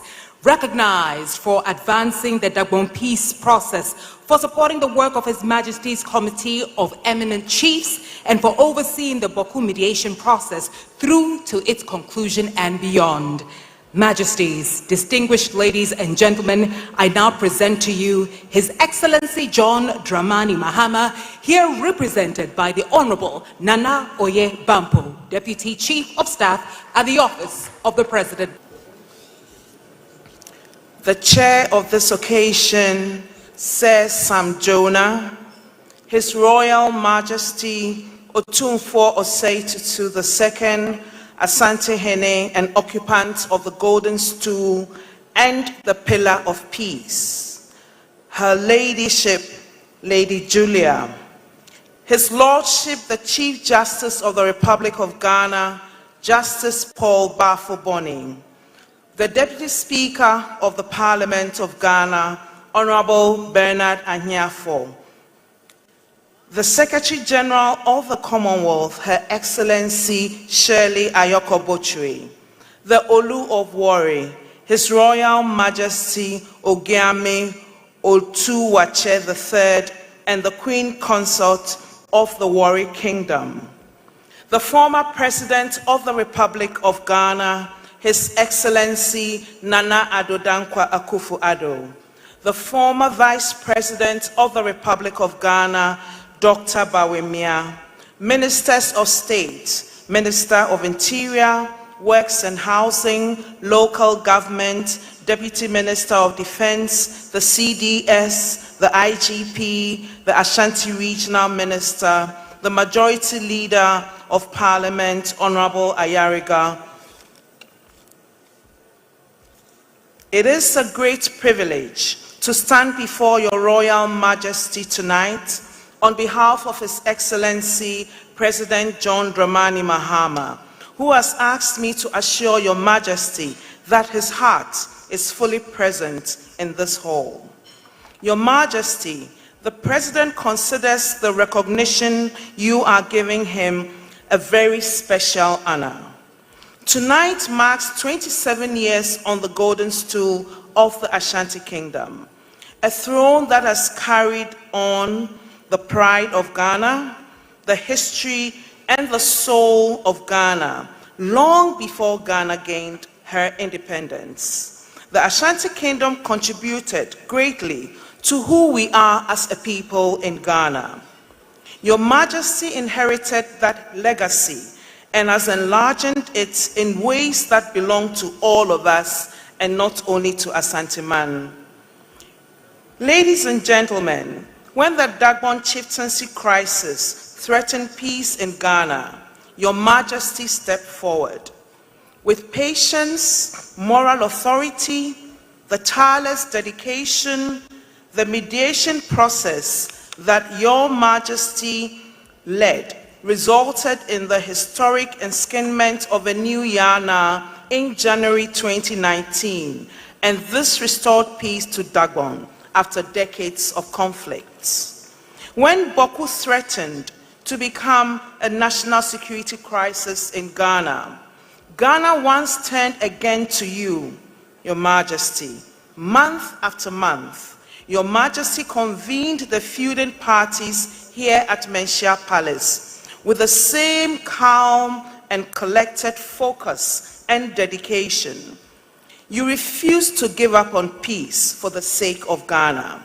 When your Majesty submitted the Boko mediation report to President Mahama in December 2025, the President said words he truly means. Otumfuo has shown that he does not belong to Ashanti alone. He is a national asset. Your Majesty, this recognition is also a reflection of shared values. President Mahama has built his governance on tolerance, respect, dialogue for every single Ghanaian voice. He believes that democracy is only real when it makes room even for those who disagree.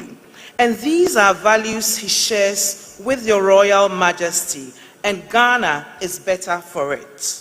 Significantly, the President would be the first to say that this honor is not just about him.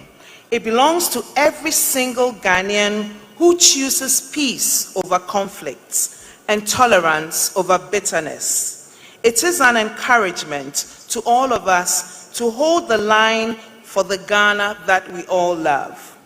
On behalf of His Excellency President John Dramani Mahama, the government and the people of Ghana, we say to Your Royal Majesty, thank you for 27 years of service that has made Ghana stronger, more peaceful, and proud. Thank you for recognizing His Excellency John Dramani Mahama on this very historic day. Long live Your Majesty, long live our dear Republic, and may peace continue to reign in Ghana. Thank you.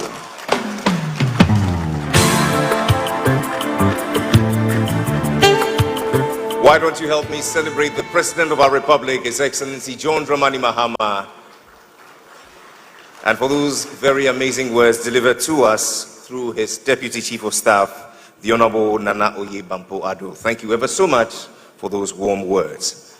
And now, says Sam the Chair, Your Majesties, Your Excellencies, distinguished ladies and gentlemen, here to give us an overview of the customized gold coin and artworks celebrated ace broadcaster and a voice of conscience and reason, Kwame Sef. The list is quite long. I crave your indulgence that you'd forgive me for if I skip. But says Sam Jonah, Chairman, I'd also like to acknowledge His Excellency President John Dramani Mahama, represented here by Deputy Chief of Staff Nana Oye Bampo Ado. I'd like to acknowledge the presence of former President Nana Addo Akufo-Addo, former Vice President Dr. Mahmoud Bawumia, my Lord the Chief Justice Paul Bafuboni, Commonwealth Secretary General Her Excellency Shirley Ayokoboche. I'd also like to acknowledge Nananum, the Chief of the Defense Staff of the Republic of Ghana, Lieutenant General William Ejapong, and his entourage. I'd like to acknowledge you, sir. I'd also like to acknowledge the Inspector General of Police of the Republic of Ghana, Christian Tete Yohono, and your entourage. Your Excellencies, distinguished guests, ladies and gentlemen. How did we get here? How did we get here? In 2019, Your Majesty, Otumfuo said Tutu, in these hallowed grounds of Menchia, was awarded the Pillar of Peace. And I'm sure with the videos and speakers before me, we all know what he has done to ensure that there's been peace, not only politically, traditionally, environmentally, and even economically, as former President Kufuor and current President John Dramani Mahama have alluded to. Fast forward to the year 2021. The gold coin was launched. This gold coin was launched with the express permission of the Governor of the Bank of Ghana and, of course, the Republic of Ghana thereof. In 2021, when the gold coin was launched, we'd like to say and pay tribute to Mr. Alex Dade and his group KGL. Alex, thank you very much. In 2021, I remember, on these hallowed traditional grounds, KGL purchased the very first gold coin at 1 million cedis at a time. Hey, you want some money, Mr. And you'll be on 1 million ASR.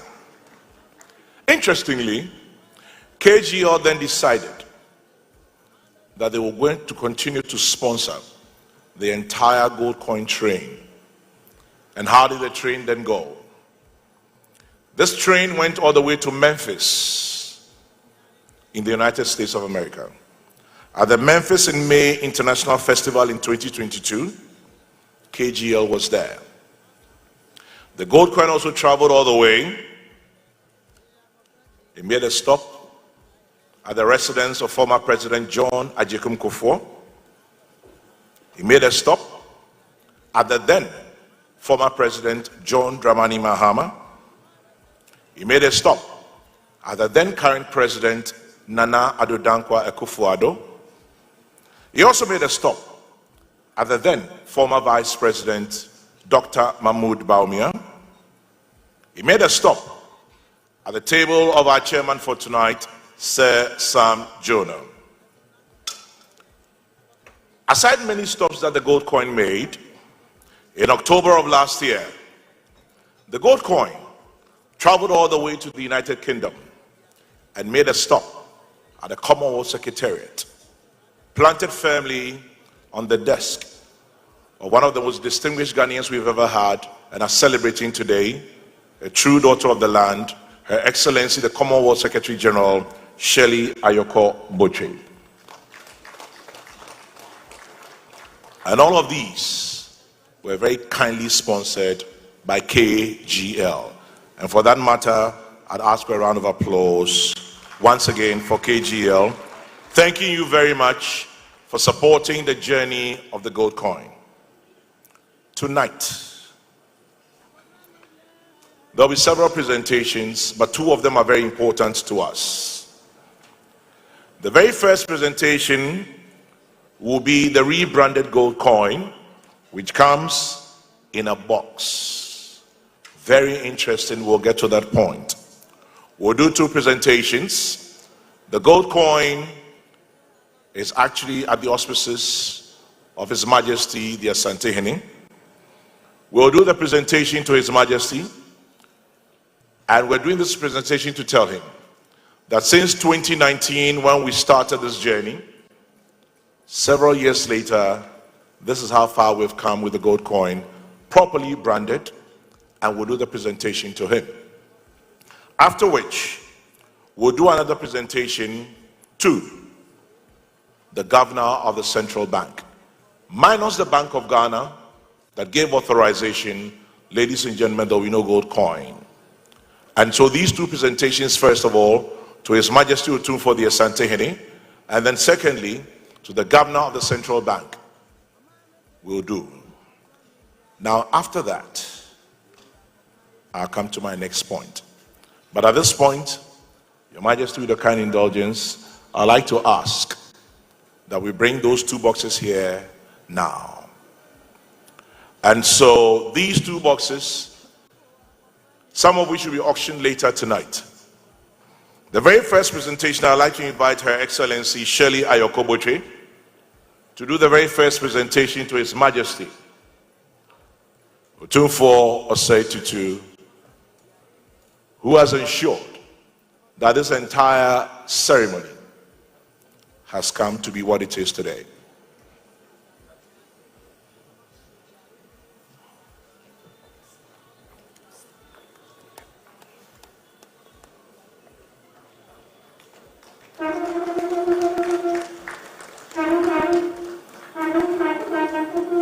So, a presentation by Commonwealth Secretary General, Her Excellency Shirley Ayoko-Botchwey, presenting the gold coin in a box to His Majesty Otumfuo the Asantehene, and it has 1 ounce of gold.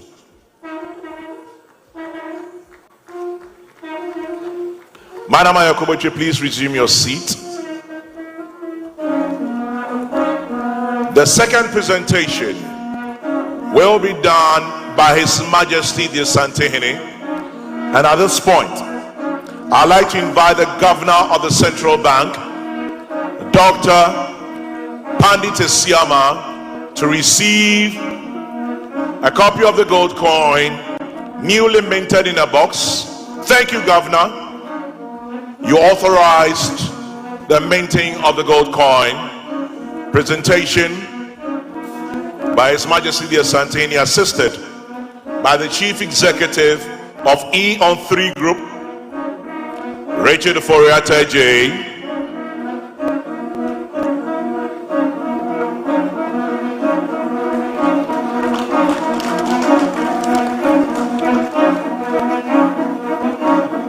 Thank you, Your Majesty. Dr. Esiama, thank you very much. Thank you very much, Your Excellency Shirley Okoboche. Thank you very much.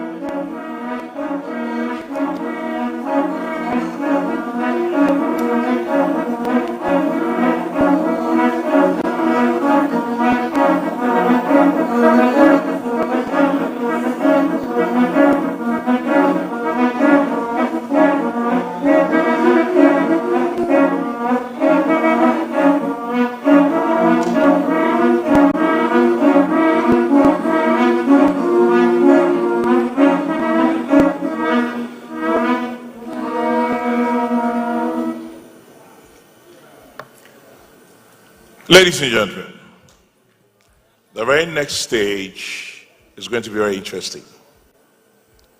Very interesting because we're all here as guests of His Majesty. We're all here to support His Majesty. We're going to have an auction,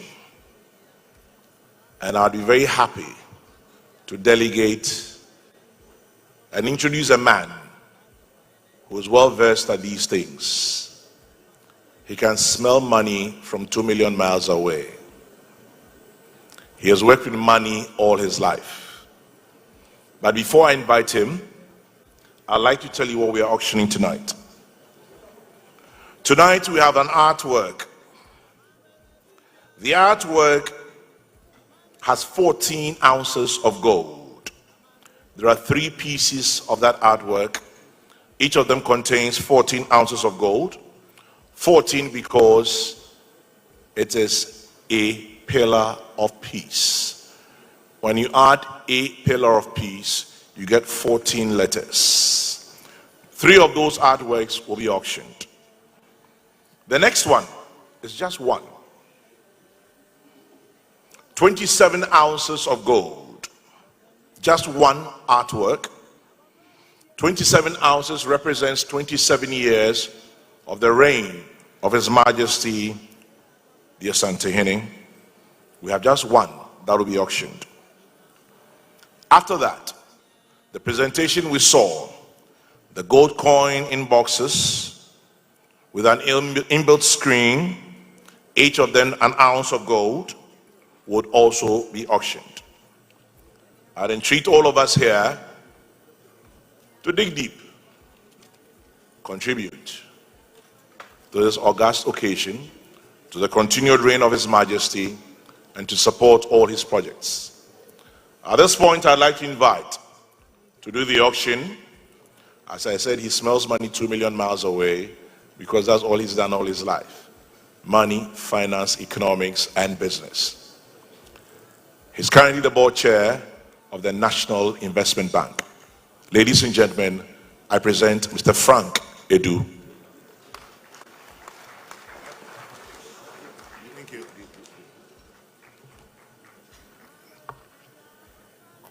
Good evening, ladies and gentlemen. When the earlier speakers were speaking, introductory remarks, I timed all of them. On average, it took 2 minutes to acknowledge all the dignitaries present.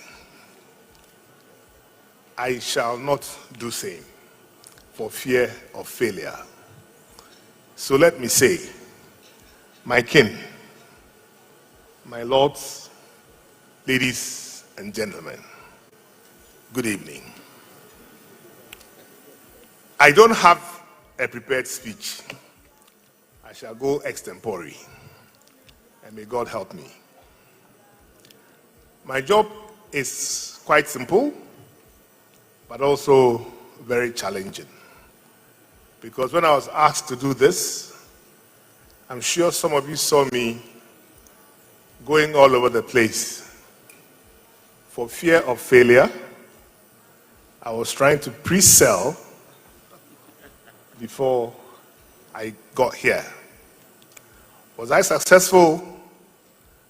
Honestly, I do not know. I think that Tutu and Mr. Sapon at GRA have done a very good job, because the people I spoke with were all afraid of the taxman calling on them on Monday if they showed their hand today.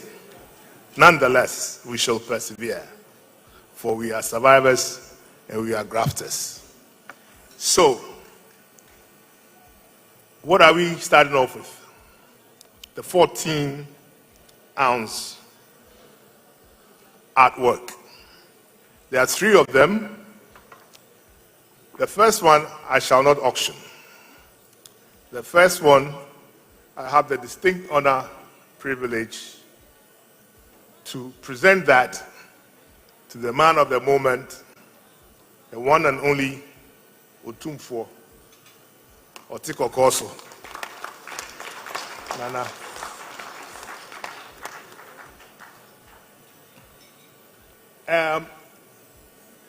Wanaroma.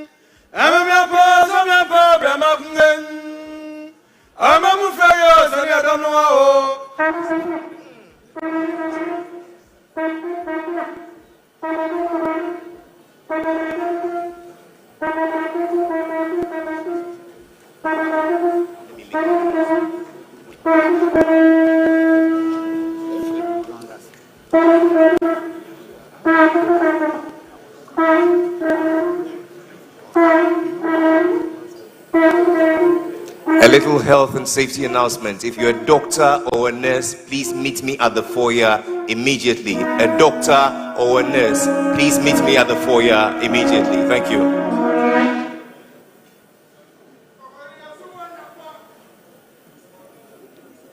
Now that Otumfuo has graciously accepted this artwork, it should be easy for me to auction 2 of the same. I have a reserve price. Remember, these are 14 ounces, represented in 14 coins. The average price of, before I continue, let me recognize specifically Dr. Johnson Esiama, the governor of the central bank. He approves every request. He is the one who approves every request I take to the central bank. Let me not wrong him. Governor, good evening. Thank you very much. So I think last week the governor put out the price for 1 ounce Bank of Ghana gold coin, and it was 56,000 cedis or thereabouts. So that puts me very close to 1 million. And so I have a reserve price of 1 million cedis for this piece of artwork. Do I have any takers? Please don't feel shy. This will not show up on social media. If it does, there are enough parliamentarians here who will prevail upon Mr. Sapon not to worry you. Where's my phone? There are some people promise to support me.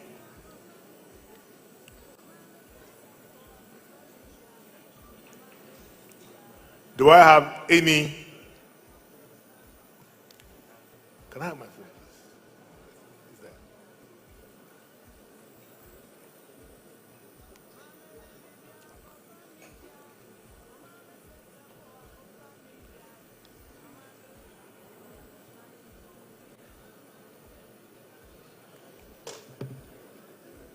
Ladies and gentlemen, this is for peace. Let me tell you a little bit about what the money would be used for. It is going to build a cultural center to preserve the history and tradition of Asantehene, and to tell the 7-year-old history and story of this great kingdom of ours. It will help educate people and understand the influence of Asantehene in Ghana's history. I have a bit coming up. Please, if you want me 500. I'll give 1 million Ghana city. Please mention your name. Edward Enin. Not Odemihu. Edward Enin. It does. I think you can go and shake them.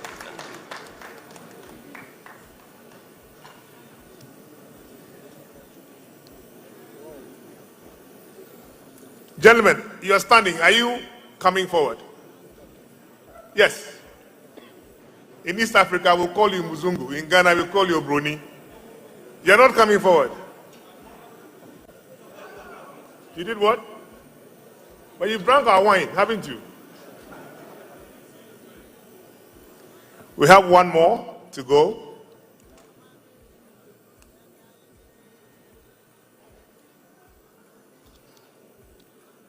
I think I have a bid. The power of technology. I have a bid,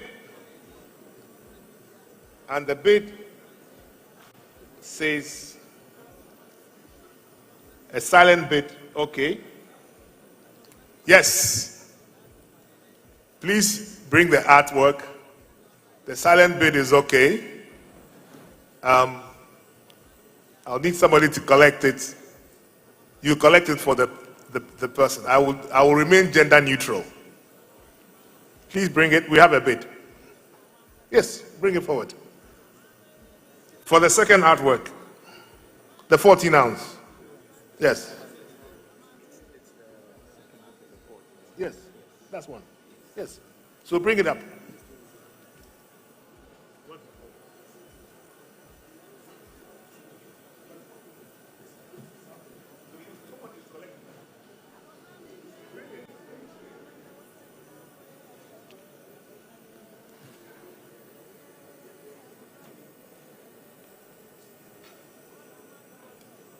Please check your phone. I've responded. It's yours.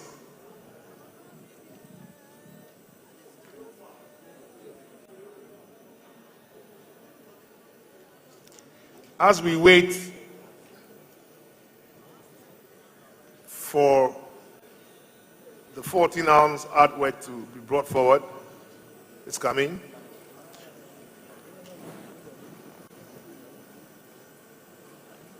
This is the second 14-ounce. Okay. So, okay, thank you very much.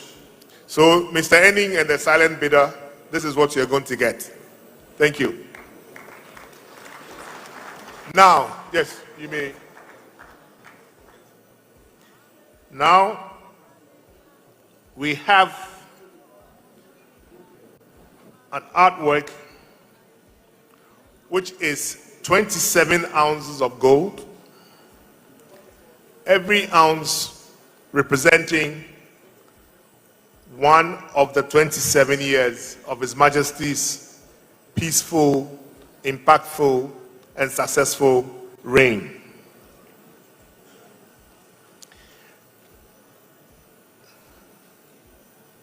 It comes with 4 watch pieces on it and 27 pieces of gold, 1 ounce each.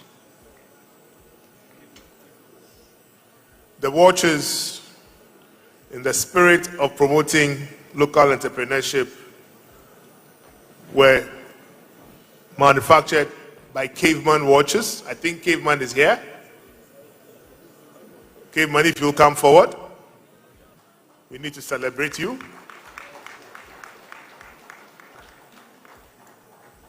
He makes His Excellency the President's watches.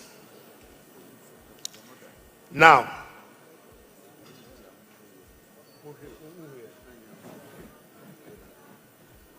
Now, 27 ounces times 56. If I do the maths, that's Caveman watches for you. Thank you very much for your kind donation.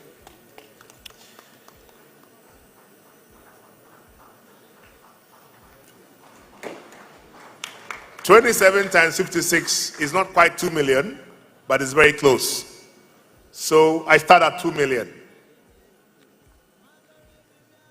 Listen, the way the Strait of Hormuz is opening and closing, very soon, an ounce of gold will probably be 100,000 cedis. And this will be worth 2.7 million cedis. Do I have a bid?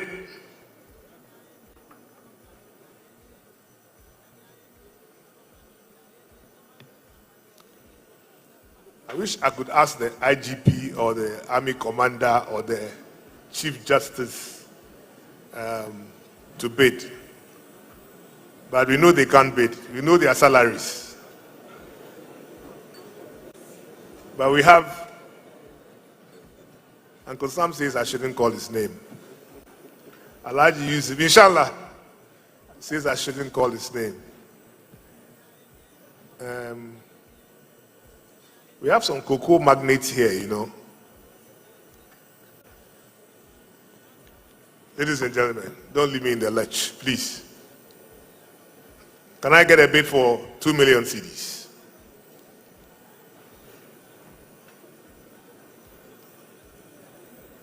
Can I get a bid for 2 million cedis?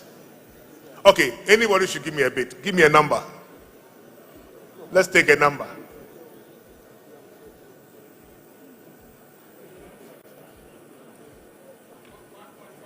1.5.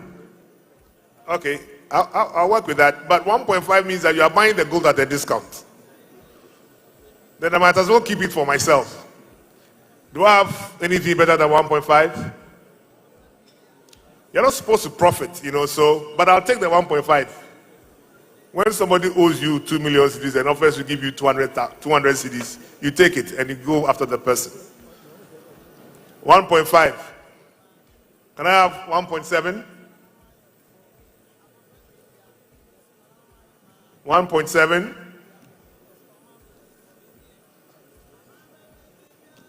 Nana? I said, now you're critical. I am critical. I should take it.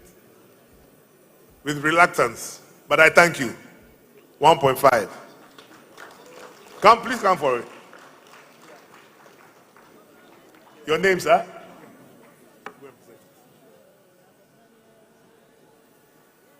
Tell us.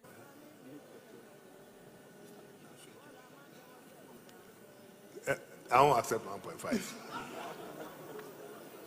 Nick. That's where they obituate 2 million. Pimpini. Oh, if you're catching them, she obituate 2 million. I'll say 1.5. Okay, you're budgeting 1.5 right now. But you're budgeting 500,000 later. Why? You're going to be famous.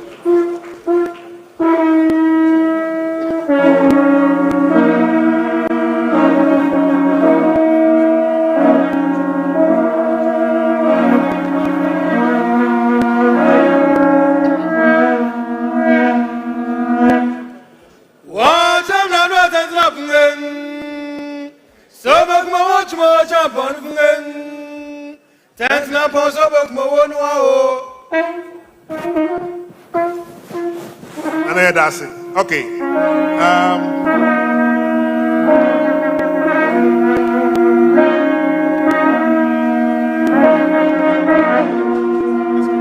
Okay. So we have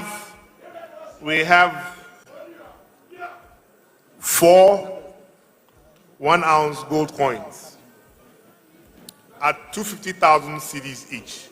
But I'm not going to, in the interest of time, I'm not going to do the auction. I'm going to announce my telephone number though.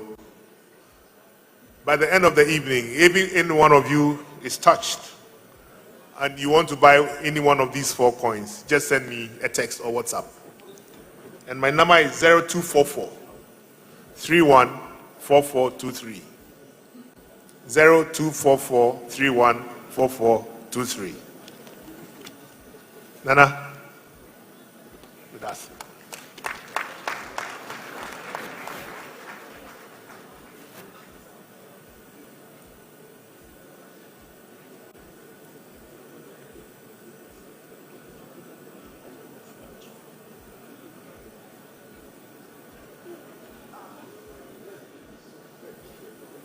A job well done for God, the crown, and the country. Ladies and gentlemen, put your hands together for Mr. Frank Edu Jr. And shortly we get to hear from our king, but before that, please.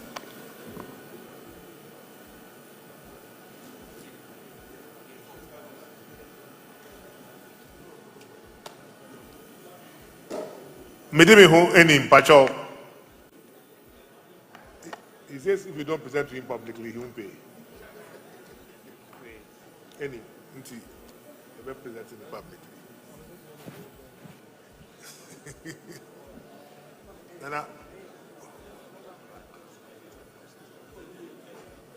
Nana, will beg your indulgence. Your grandson says that he wants you to present it to him.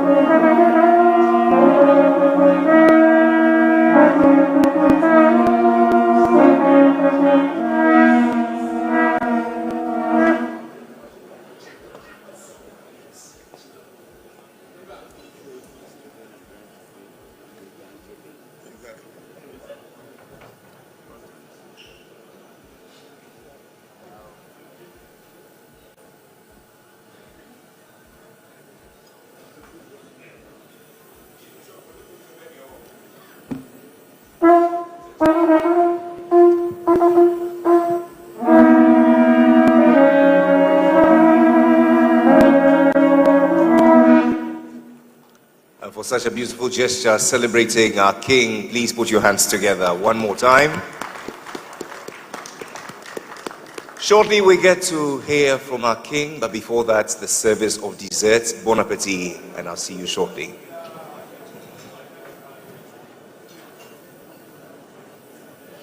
DJ and the Dusty, we're all yours.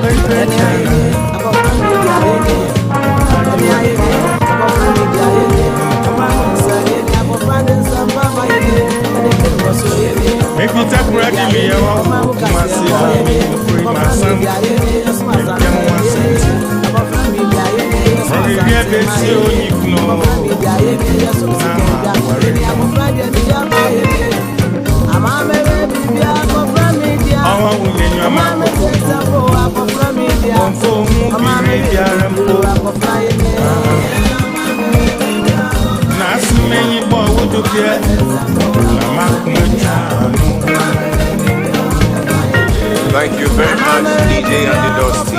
Those lovely tunes. It's 11:17. It's a good time to call this house to order. The service for desserts almost over. Ladies and gentlemen, I ask that we all be seated as we prepare to receive our King.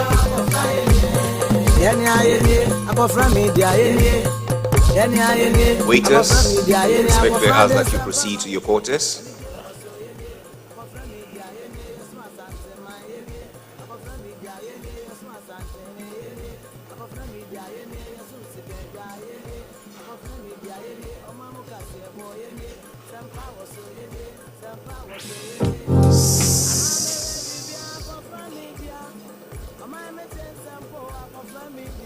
Excellencies, ladies and gentlemen, I pray silence. Tonight's theme, advancing peace and sustainable economic development through royal vision, was not written around an abstraction.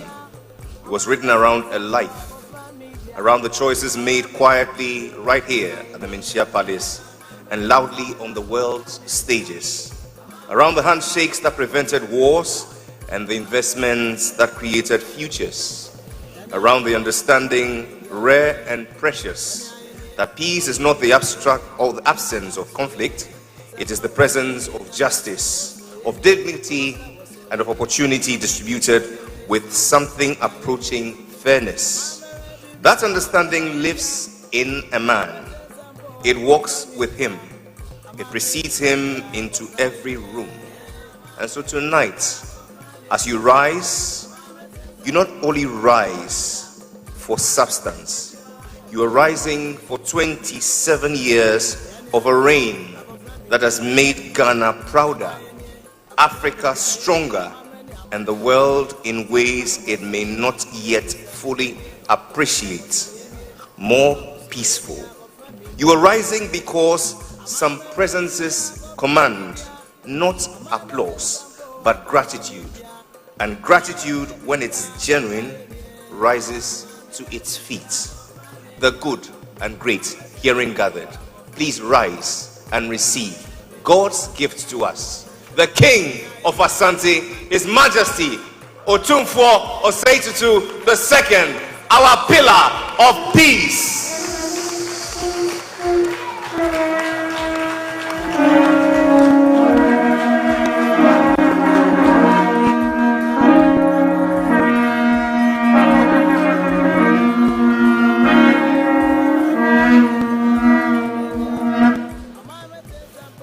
Wasaji fogu nyagwasio krasantina dwe kasangen. Wasaji fogu nyagwasio krasantina dwe kasangen. Koto kwa ine kase krobia ine kasangen. Koto kwa ine kase krobia ine kasangen. Mema krobia irifia ngumane koto kungen. Mema krobia irifia ngumane koto kungen. Asante chantro chmo champon fungen. Asante chantro chmo champon fungen. Asante Asantehene boss medite. Asantehene boss medite. Rabia santina dwe kasangen. Rabia santina dwe kasangen. Sechiche me modi nyawisio.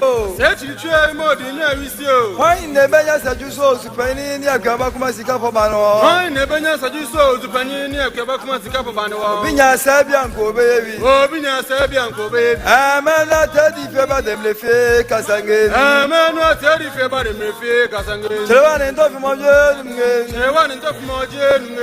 the Frodade Chmo Champon Fungen. Oh, the Frodade Chmo Champon Fungen. Oh, so Nicroyos meditate. Oh, so Nicroyos meditate. Jaqua Jalina, dear said in Jaqua Jalina, dear said in Acusibio Cumrochmo Champon Fungen. Acusibio Cumrochmo Champon Fungen. A Jaco Freeze from Po, Demi Favisi. A Jaco Freeze from Puno, Demi Favisi. Set to 12 more than Yavisio. Set to 12 more than Yavisio. When I was man, Cabom and Punto in Kosoba was Antimam Ghana Manina. When a Namusuman Cabom Punto in Kosoba, Ghana, no Asantimanina. Obinia Sabianco baby. Obinia Sabianco baby. Black Bacana from Po, Demi Favisi. Black Bacana from Puno, Demi Favisi. Memanda Beno da Quayadungen. Memanda Bendo da Quayadungen. Yadamania Diacobo touch more jump on the Fungen. Yadamania Diacobo touch more jump on the Fungen. Oh, Tosika Samana Jakungen. Oh, Tosika Samana Jakungen. Jacob Bank on your flower. Jacob Bank on your flower. In a flower from Po, Demlifao. In a flower from Po, Demlifao. Set to 12 more than Yavisio. Set to 12 more than Yavisio. Wasaji for Gunya Wasingen. Wasaji for Gunya Wasingen. Crosantina Kasangen. Oh, Crosantina Kasangen.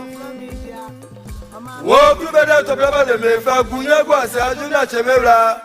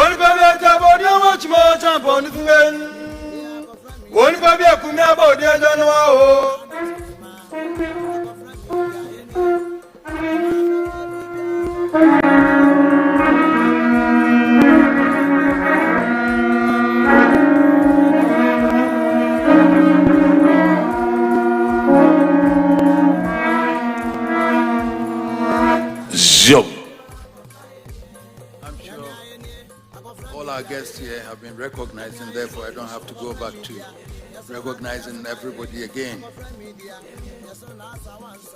My brother Chairman, we give thanks to the Most High God for yet another year.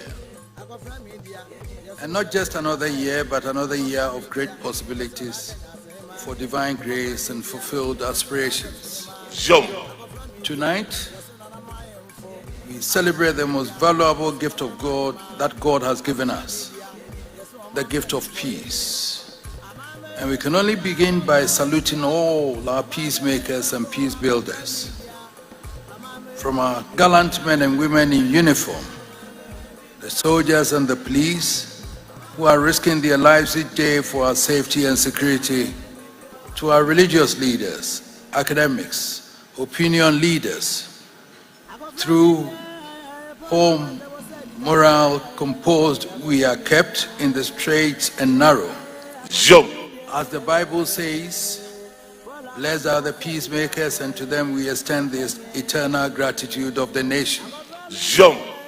We are honored to have our special guest of honor, Ghana's newest contribution to the international public service, Her Excellency Shirley Ayoko Boche, Secretary General of the Commonwealth of Nations. Shirley follows in a distinguished line of illustrious Ghanaians who have helped shape the architecture of the international order since Ghana joined the Committee of Free Nations in 1957. Beginning with A.L. Adu, we have had Dr. Robert Gardner, Kenneth Dazi, General Eskin, Cardinal Texan, K.Y. Mwakon, on to our Revered Busumru Kofi Annan, whose tenure as Secretary General of the United Nations remains among the most memorable in the history of the organization. It is fitting in celebrating the peace of the nation that we acknowledge the leadership that has made this possible. So tonight, we honor His Excellency John Dramani Mahama, the President of the Republic of Ghana, and his two living predecessors, President John Otumfuo and Nana Addo Dankwa Akufo-Addo, for their contributions to office in the preservation of peace and the peace of the nation. President Kufuor set the tone by entrusting us with the delicate task of helping to resolve the seemingly intractable conflict within the Gabon Kingdom. We were able to achieve a resolution under President Akufo-Addo, who in turn handed us the challenge of the Boko conflict. And by the forthright action of President Mahama, we hope the stake has been set for the restoration of harmony in time to Boko. In honoring them tonight, we are underlining our commitment to the unity of our nation and to greater harmony and consensus building in our political discourse. We seek to affirm that in office or out of office, Menshia is home to whoever has the unique privilege of drawing the sacred sword of the state and swearing allegiance to the people. We know what it means to draw the impompous sword and swear to the people, and the moral and spiritual significance can never be lost or undervalued. Sadly, the adversarial nature of politics often threatens to overrun our natural instincts for civility and brotherliness. But Menshia remains determined to ensure Ghanaians do not give in to the corrosive embers of misguided politics, but remain true to our time-honored traditional values of respect for our elders. Our goal is to create conditions for consensus building and mitigate the effects of the perpetual acrimony we continue to experience. In honoring them tonight, we also want the nation to create space for them as serving and former heads of state, to to engage on critical national issues, not as adversaries, but as elder statesmen whose insights can be invaluable in the search for solutions to our myriad national issues. This can be a massive boost not only for orderly governance, but for the peace and harmony of the state. Let me seize this opportunity to say thank you to the Olu of Warri and his consort, Queen Consort, for making time to be with us to celebrate with us tonight. We thank you very much for coming. Our experience tells us that no one can take the peace of the land for granted. Beyond the settlements which occupy the headlines, much of our time has been spent resolving disputes and holding off conflicts which could have had dire consequences on our communities. Our role has had a massive impact on the operations of business, providing perhaps the only access to the free resolution of litigation. Indeed, when I look back on the number of cases we have resolved and continue to resolve, and consider the impact they have made on the cost of doing business as well as the harmony it has established among families, we can only be thankful for the wisdom and ingenuity of our forefathers who created the structures on which chieftaincy is built. That is why I continue to impress upon the nation that traditional leadership needs to be nurtured and supported to be able to continue as a bedrock of peace and a catalyst for development. This year, thanks to our innovative Inspector General of Police, we have begun a new initiative in community peace building through collaboration between traditional leadership and law enforcement. But, Mr. Chairman, peace is indivisible. It cannot be preserved or protected in isolation. In the global village, which is the state of our world, there's nothing like an isolated conflict, and there's no immunity for anyone from the ravages of conflict anywhere. So, wherever the peace is threatened, the whole world is threatened. So we cannot talk about peace in Ghana without feeling the crushing weight of and the corrosive impact of the wars raging in Europe and the Middle East. Every Ghanaian must feel a sense of pride that once again, we have a daughter in the pool of international diplomacy. Our pride is that. Our pride is greater when you realize that the office to which our daughter has been elected has been of Ghana's manifest contributions to the sustenance of international order. At a time when the Commonwealth was drifting amidst an uncertain political climate, it was the proposal of Osagyefo Dr. Kwame Nkrumah, our founding Prime Minister, which led to the creation of the office that was to give us the institutional stability that Commonwealth has enjoyed and continues to relish. Unfortunately, Shirley could not have stepped into the job at a more challenging time. The entire international order on which the peace of the world has been sustained since the last World War is now under threat. We now need the wisdom of King Solomon and the patience of Job to help us to navigate through the treacherous terrain. The geopolitical uncertainties of today pose a serious challenge to the Commonwealth. As the largest grouping of sovereign states outside the United Nations, spanning virtually all the continents and across all religious faiths, it stands as one repository of the values of history and tradition on which a stable world order can be sustained. So we hope, even amidst the bloodshed and carnage, that there is a scope for the Commonwealth to act as a bridge between the combatants and a bridge to lasting peace.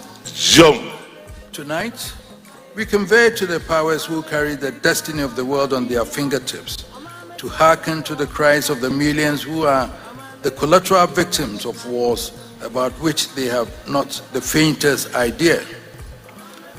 There's not a soul in Sasam or Chiobodom, Bimbila or Anehu who has the foggiest notion about the cause of the wars. And yet, there's no single Ghanaian in city, town or village, and no African anywhere who is not being impacted by the raging wars. Indeed, I submit that the heart-rending suffering we are seeing on the airwaves are only a tip of the iceberg. The true collateral damage to the innocent villages of the globe is yet to be measured. The innocent millions of the world who are the collateral victims are crying in silence, and their cries of anguish and the tears of despair can no more be ignored. Nor can our hearts bear the continuous suffering of those who are the direct victims of these wars. So tonight, from Kiev to Tehran, from Tel Aviv to Beirut, we appeal, we plead for peace to prevail.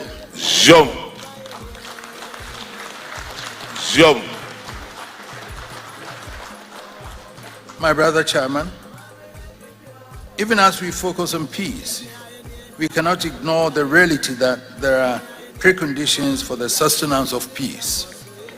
Good governance, the rule of law, and a sound, resilient economy. We are not only celebrating 27 years of our reign, we are also celebrating the 70th year of the birth of Ghana as a sovereign nation. As you know, next year marks the 70th year of our birth and beginning of the 7th decade of our nationhood.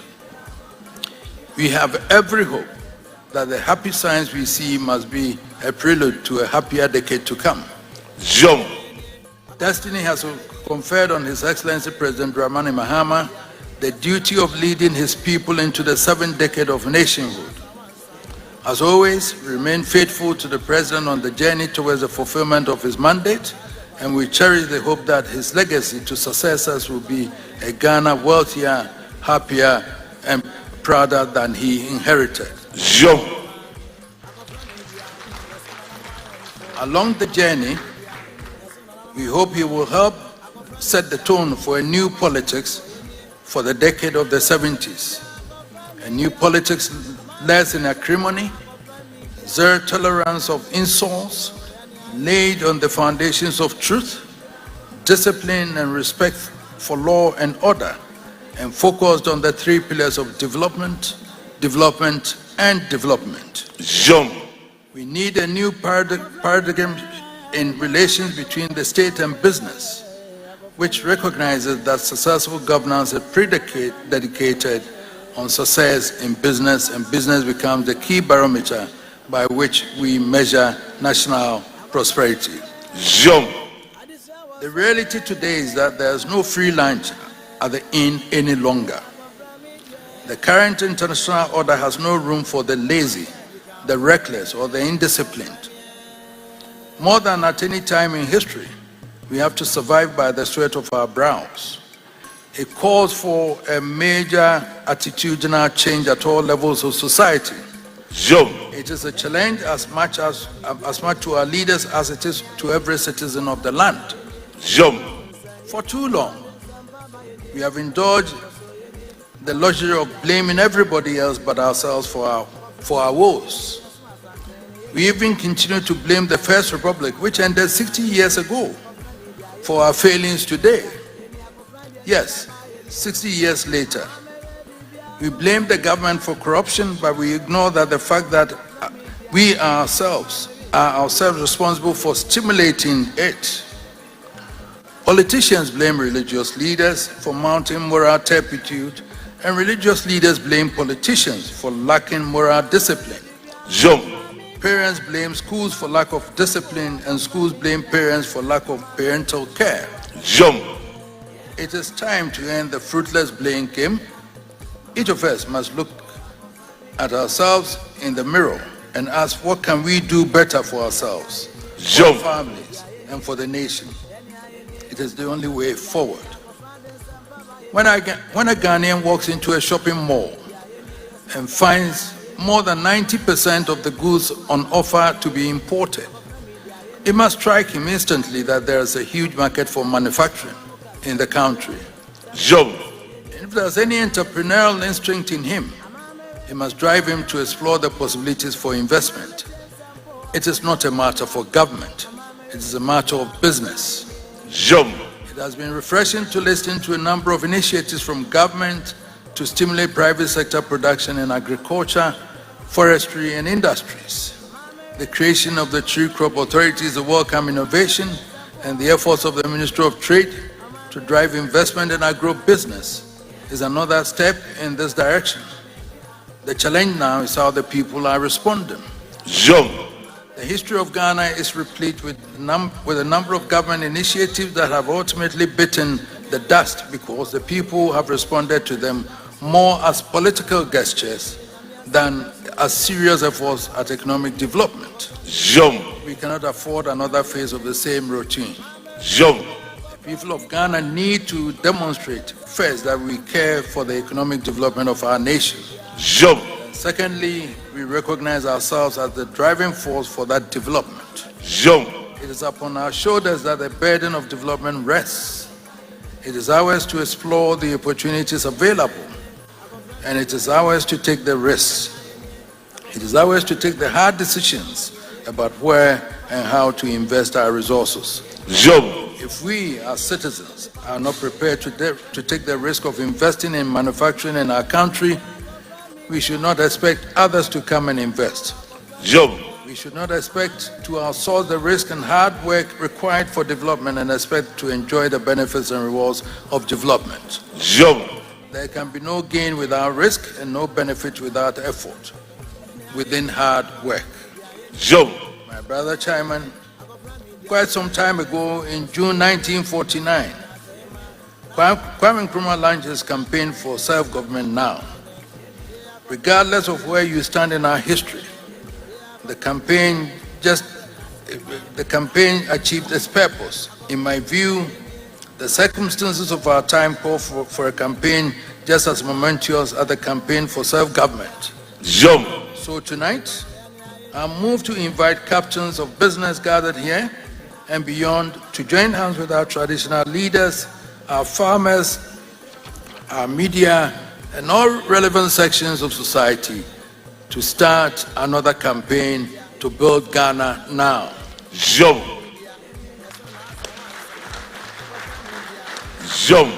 It is a call to unleash the energies of our communities, to encourage our people to put their money where their mouths are, to raise the capacity, to take risks, and to invest in the future of the only nation we have. It is time once again for Walla to Wallasa. But then, whilst I say this, my dear governor, you have to put the money in there for us to be able to use it. Private sector needs the money, and therefore the banks also need the money. Fortunately, your treasury bills are not attractive now. So the monies must go into private sector for us to be able to use for investment. Because I know that the banks were just borrowing money to government and then buying them in treasury bills, and then in their balance sheets it was showing that they are making profit. But the economy was not turning round. And therefore that was not good banking.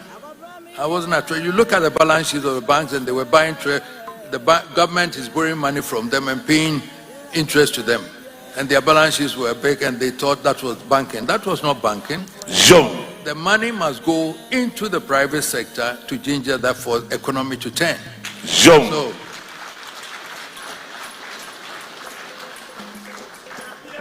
I cannot end on a more cheerful and hopeful note than to ask you to join me in paying tribute to an exceptional son of the Golden Stool, Mr. Dade, founder and chief executive of KGL Group. It has been our great pride to be associated with this incredible Ghanaian enterprise with all the skill set, the entrepreneurial drive, and the managerial acumen to operate on a global scale. Last year, we completed the first phase of a mental hospital being constructed for the medical school of the Kwame Nkrumah University of Science and Technology by KGL. In collaboration with my dear wife's foundation and the Millennium Excellence Foundation. This year, KGL has already paid 153 million to the Ghana Revenue Authority in taxes. And tonight, KGL has sponsored this glittering event. KGL under Mr. Alex Apodadi's leadership is throwing the searchlight on exemplary Ghanaian business leadership and affirming beyond any doubt that the nation can only count its blessings from the success of its businessmen. Tonight, we do not only celebrate our son Daddy and KGL, we celebrate examples of our chairman, Sir Sam Jonah, and many of you here that I've seen. Nick, and then my grandson Kwame, the businessman who builds the hotels and everything. All of you, I'm talking to you to make sure that industry thrives in this world. So we celebrate examples of our chairman, we celebrate great industrial achievers who lead in the search for our nation and Africa to take full responsibility for the exploitation of the mineral wealth of the continent. We must each day draw inspiration from these titans and pray that on their mighty wings, our nation can fly to new heights and land us safely in the promised land of our forefathers. Thank you, my brother chairman. Thank you, our other statesmen, President Akufo-Addo, President John Mahama, and then President John Otumfuo. Our distinguished Secretary General of the Commonwealth of Nations. Thank you, captains of business and industry. May the dawn of the new decade see our nations ever greater and even stronger. Thank you very much.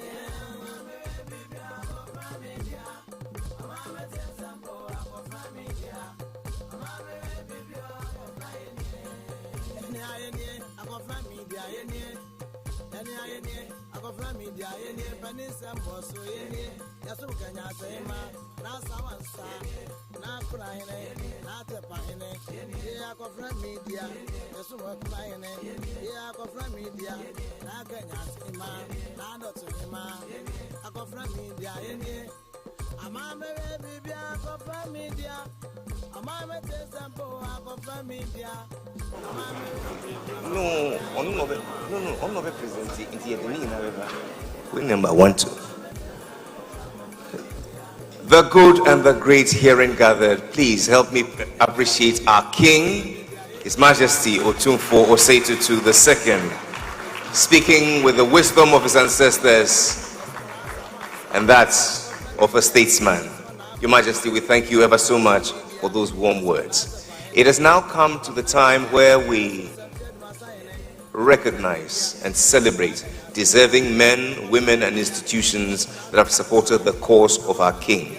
Your Majesty, if it pleases you, respectfully, I would invite you to the base to do us the honors. A round of applause for our King. Anita.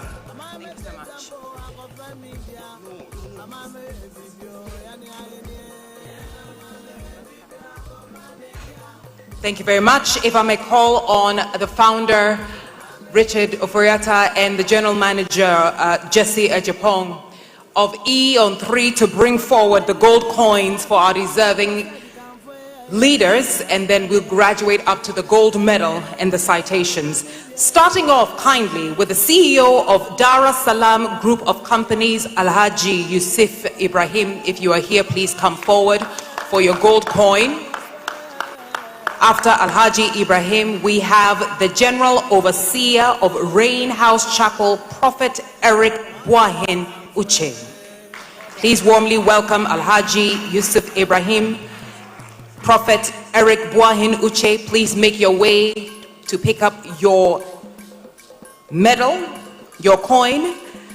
Goldfields Ghana Limited Senior Vice President and Managing Director, Mr. Elliot Chum. Please make your way forward, Mr. Elliot Chum. Mr. Chum will be followed by Chum Berma, Managing Director, Dawak Gold Co. Limited.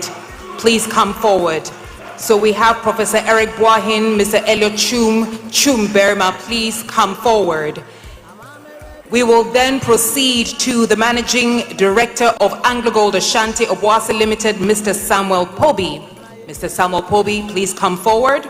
Mr. Daniel Buedi, Managing Director, AngloGold Ashanti Idua Prim Limited, please come forward.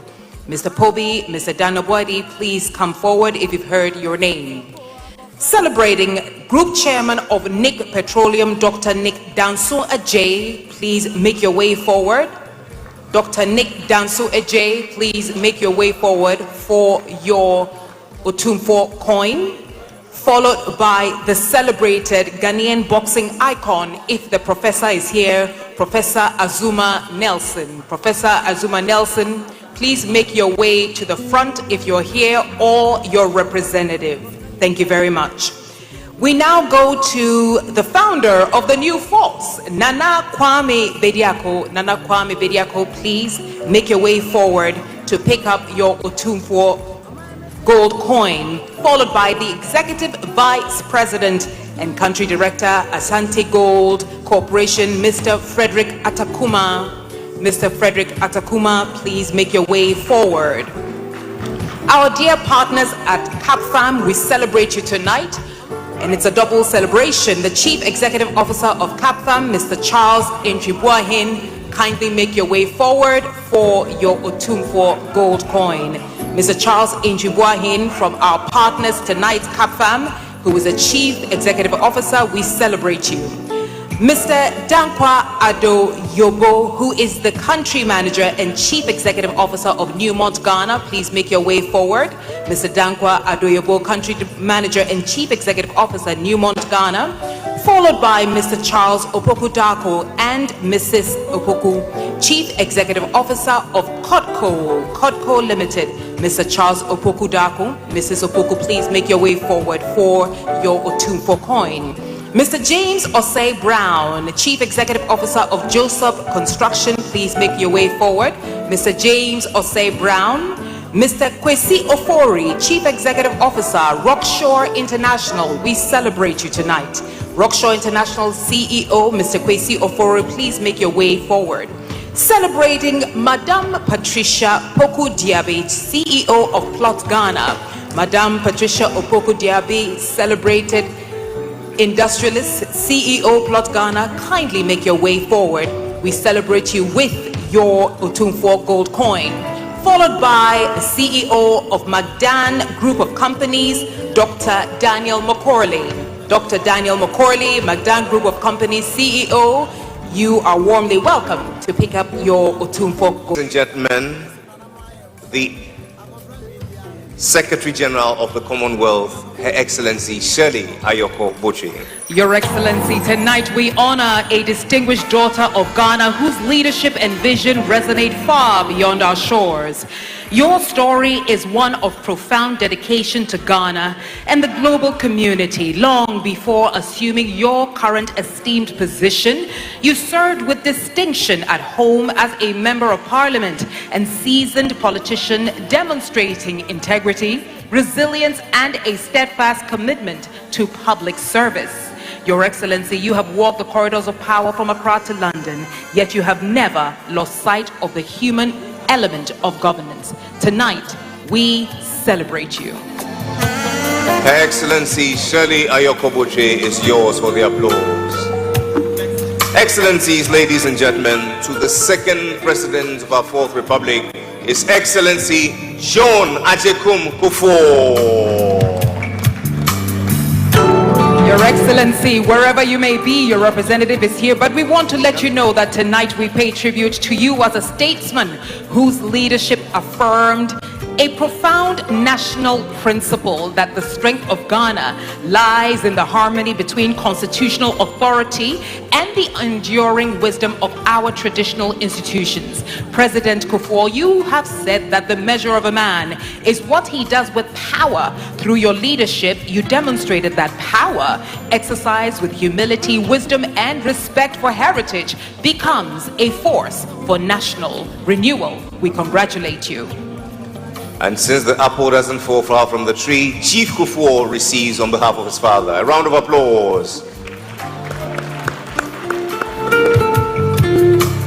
Excellencies, ladies and gentlemen, receiving now the 5th President of our 4th Republic, Nana Addo Dankwa Akufo-Addo. Your Excellency, Nana Addo Dankwa Akufo-Addo, as we honor His Majesty Otumfuo Osei Tutu II as a pillar of peace, we also celebrate you as a distinguished son of Ghana whose presidency will be remembered for healing one of our nation's oldest wounds.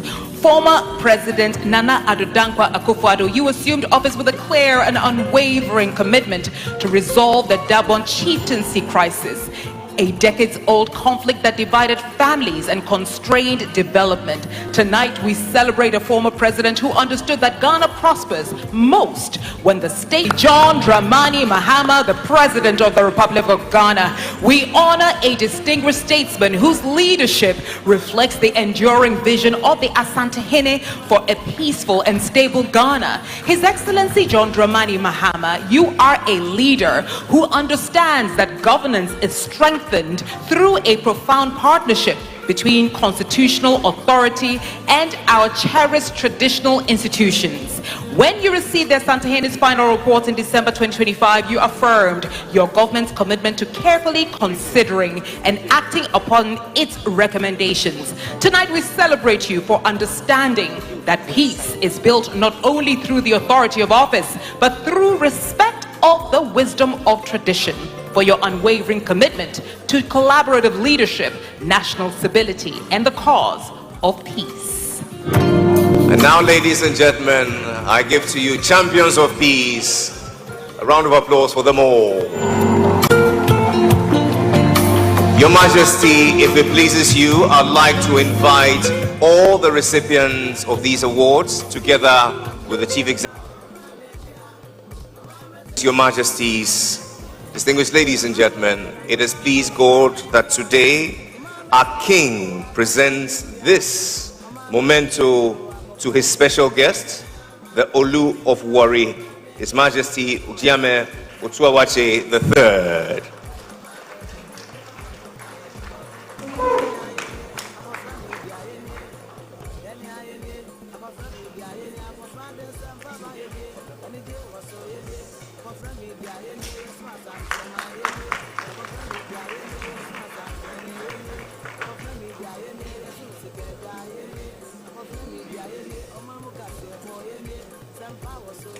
And for this symbolic gesture, we say, long live the kingdom of Warri, Ekichiri, and Asante. Together we say, long live the kings. I thank you ever so much. And now, Excellencies, Majesties, ladies and gentlemen, what is a banquet of this caliber without some dancing? I bring to you now the best from Ghana, Kwabna Kwabna.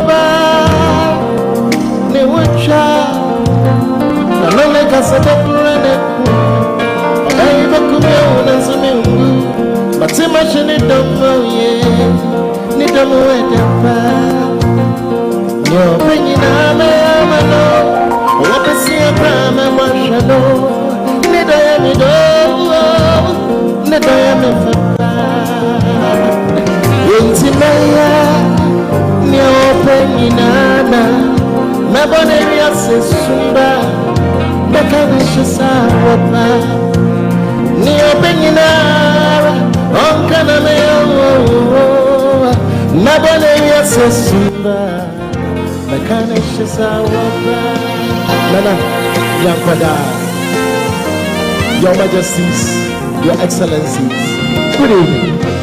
Listen up.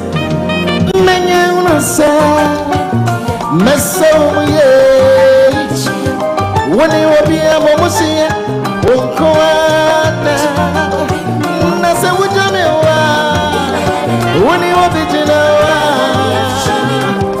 Midimidonina, baby, I'm longing to taste your sweet, sweet loving. I wanna feel your heartbeat next to mine. And let me whisper sweet, sweet loving words into your ear.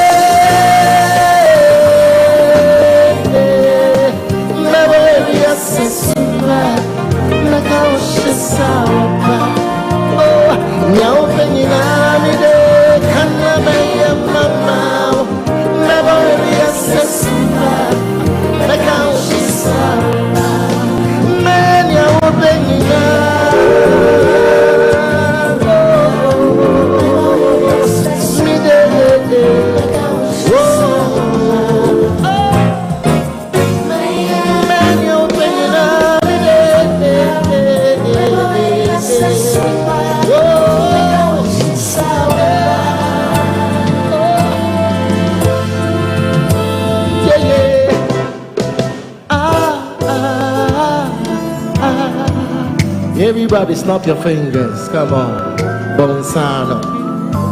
Hey, hey, man, you're bringing up, Papa singing up, man, you're bringing up, oh, oh, oh, man, you're bringing up, hey, mayo, Papa singing up.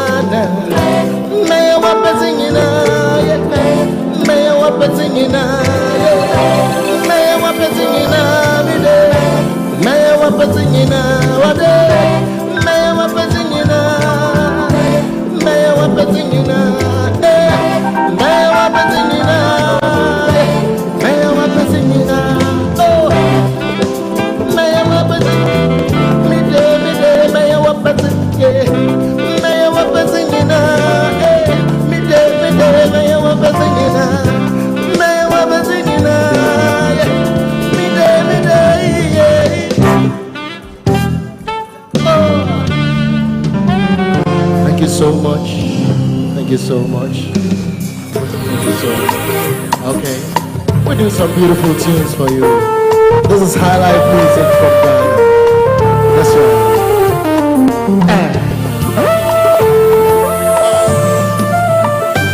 Yeah, yeah. Do-do-do-do-do-do. Do-do-do, yeah. Hey. Maybe what don't phone you to no coco so. Minisua yirime. Oh, my favorite do. Yenti what don't kaisa. Which I need to for a baby. Yeah, yeah. If you mean Sunday, baby, ain't never so good for a woman. Can somebody do be firewood? I'm gonna be chain and something. Mamma and Fanny and female son. Oh, I'll walk back to me, yeah. Me too many and to be anymore. Me will be just a day and a road. Nama feel.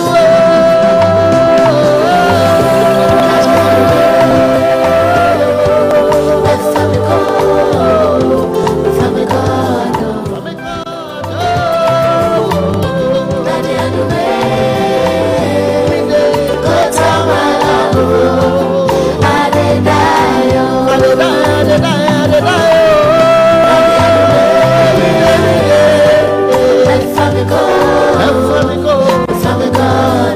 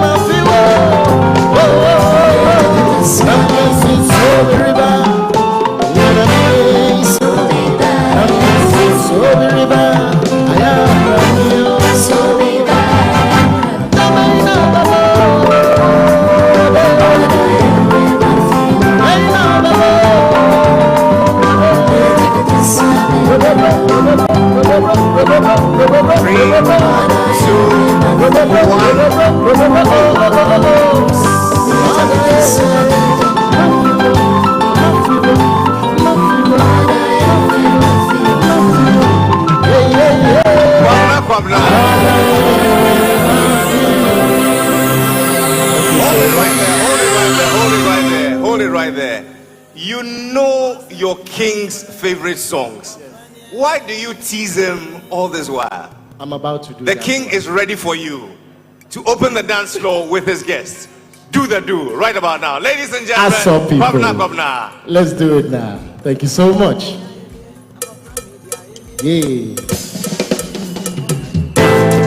Nana, Madam, the first for you. Hey, hey. I am going to go to the other Winnie baby, that I'm a man. Make up with the moments and me to get the rubber. I am going to be the free. I want to make up the enemy. You're making now. I'm a senior. Make up the one to bear more. I'm going to rest in the moving. Make up the mama and I say, men never give me this, men are my senior. Change whatever change. Let them back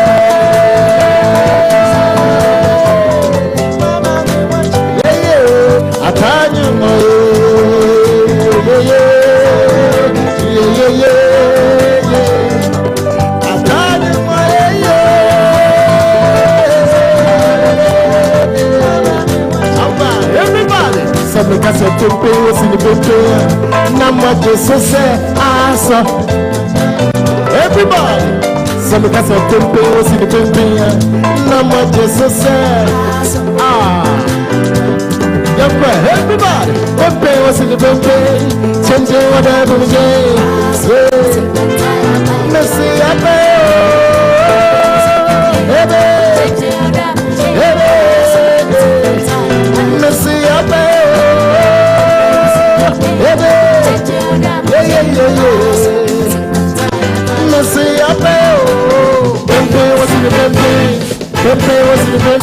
Thank you so much, ladies and gentlemen. Okay, let's run it. Sweet baby people. Yeah. Okay. Let's do some I like dancing. Hey, hey. Hey, hey.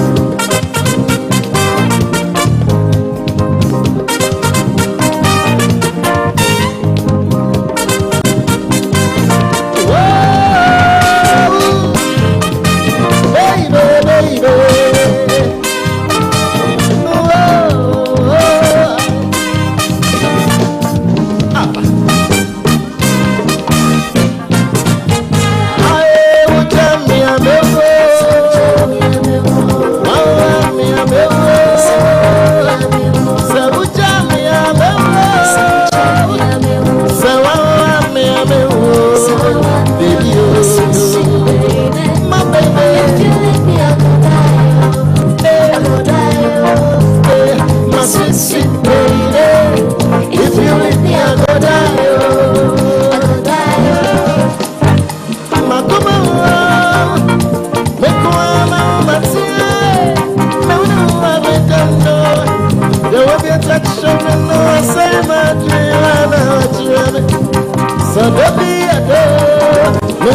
sweet to me, darling, baby. Me wanna walk be amor. Come sweet to me, darling, baby. Me wanna walk be amor. I don't know your mama say.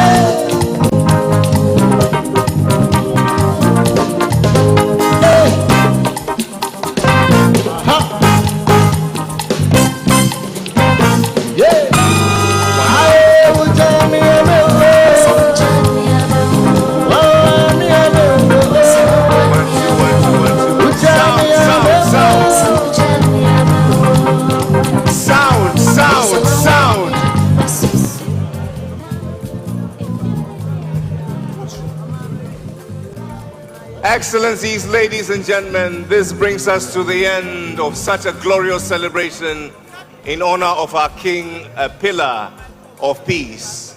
On behalf of His Majesty, Otumfuo Osei Tutu II, and 3 on 3, I'd like to say a very big thank you to each and every one of you for coming in your numbers to honor this great day in history. From all of us at Majesty, we say good night, goodbye, and Godspeed.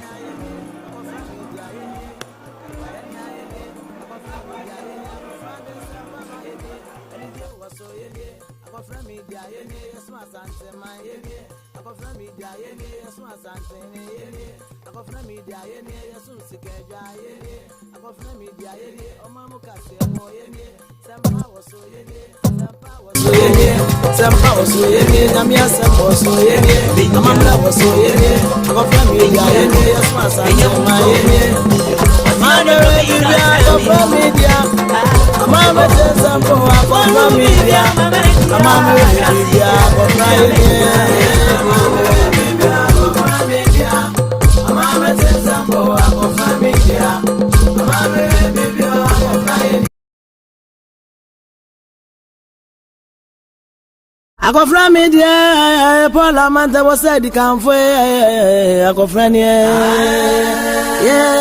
I go from media,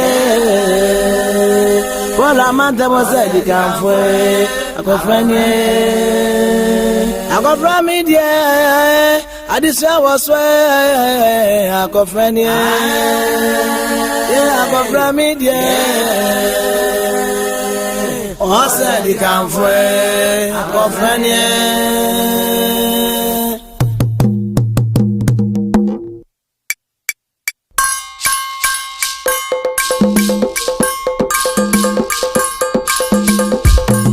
Eni ayele akofran media ayele Eni ayele akofran media ayele Amamunsa yele akofran den samba ba yele Eni je woso yele akofran media ayele Omamukase ebo yele akofran media yele Yasu Asantehene yele akofran media yele Yasu Asantehene yele akofran media yele Yasu Msikeja yele akofran de ni jaba yele Amamebe bibi akofran media Amame tesampo akofran media Amamebe bibi akofran yele Amame bibi akofran media Amame tesampo akofran media Amame bibi akofran yele Amame bibi akofran media Amame tesampo akofran media Amame bibi akofran yele Amame bibi akofran media Amame tesampo akofran media Amame bibi akofran yele Yani ayele akofran media yele Yani ayele akofran media yele akofran den sampa ba yele Ani je waso yele akofran media yele Yasu Asantehene yele akofran media yele Yasu Asantehene yele akofran media yele Yasu Msikeja yele akofran media yele Omamukase ebo yele sampa waso yele sampa waso yele Amame bibi akofran media Amame tesampo akofran media Amame bibi akofran yele Amame bibi akofran media Amame tesampo akofran media Amame bibi akofran yele Amame bibi akofran media Amame tesampo akofran media Amame bibi akofran yele Amame bibi akofran media Amame tesampo akofran media Amame bibi akofran yele Any I go from media, any I go from media, and the share was so some power so Namia some was so Amamla was so I go from media, yes, my Sante, my Mamma, baby, I go from media. Amama says some boy, I go from media. Amama, baby, I go from Amama, baby, I go from media. Amama says some boy, I go from media. Amama, baby, I go from media. I go from media, I go from media, Amama, some power so I good you some I put some so of the power so I go from media, Amama, baby, I go from media. Amama, tell some power, I go from media. Amama, baby, I go from media. Amama, baby, I go from media. Amama, tell some power, I go from media. Amama, baby, I go from media. I go from media, I go from media, Vanessa Mosso, Yasukanya Sema, Nasawansa, Naprahine, Natapahine, I go from media, Yasuma Pahine, I go from media, Nakanya Sema, Nadotsima, I go from media, Amama, baby, I go from media. Amama, tell some boy, I go from media. Amama, baby, any idea. Amama, baby, I go from media. Amama, tell some boy, I go from media. Amama, baby, I go from media. Any idea, I go from media. Any idea, I go from media. Yes, I'm not going to my I go from media. Yes, I'm not Sawansa. I go from media. Yes, I'm not Ponine. I go from media. Yes, I'm not Zapahine. I go from media. Yes, I'm Saved Masayane. I go from media. Yes, I'm not Kanyasema. I go from media. Yes, I'm not Dotsima. I go from media. Yes, I'm not my info. I go from media. Yes, I'm not my man. I go from media. Yes, I'm penny for you. Amama, baby, I go from media. Amama, tell some boy, I go from media. Amama, baby, any idea.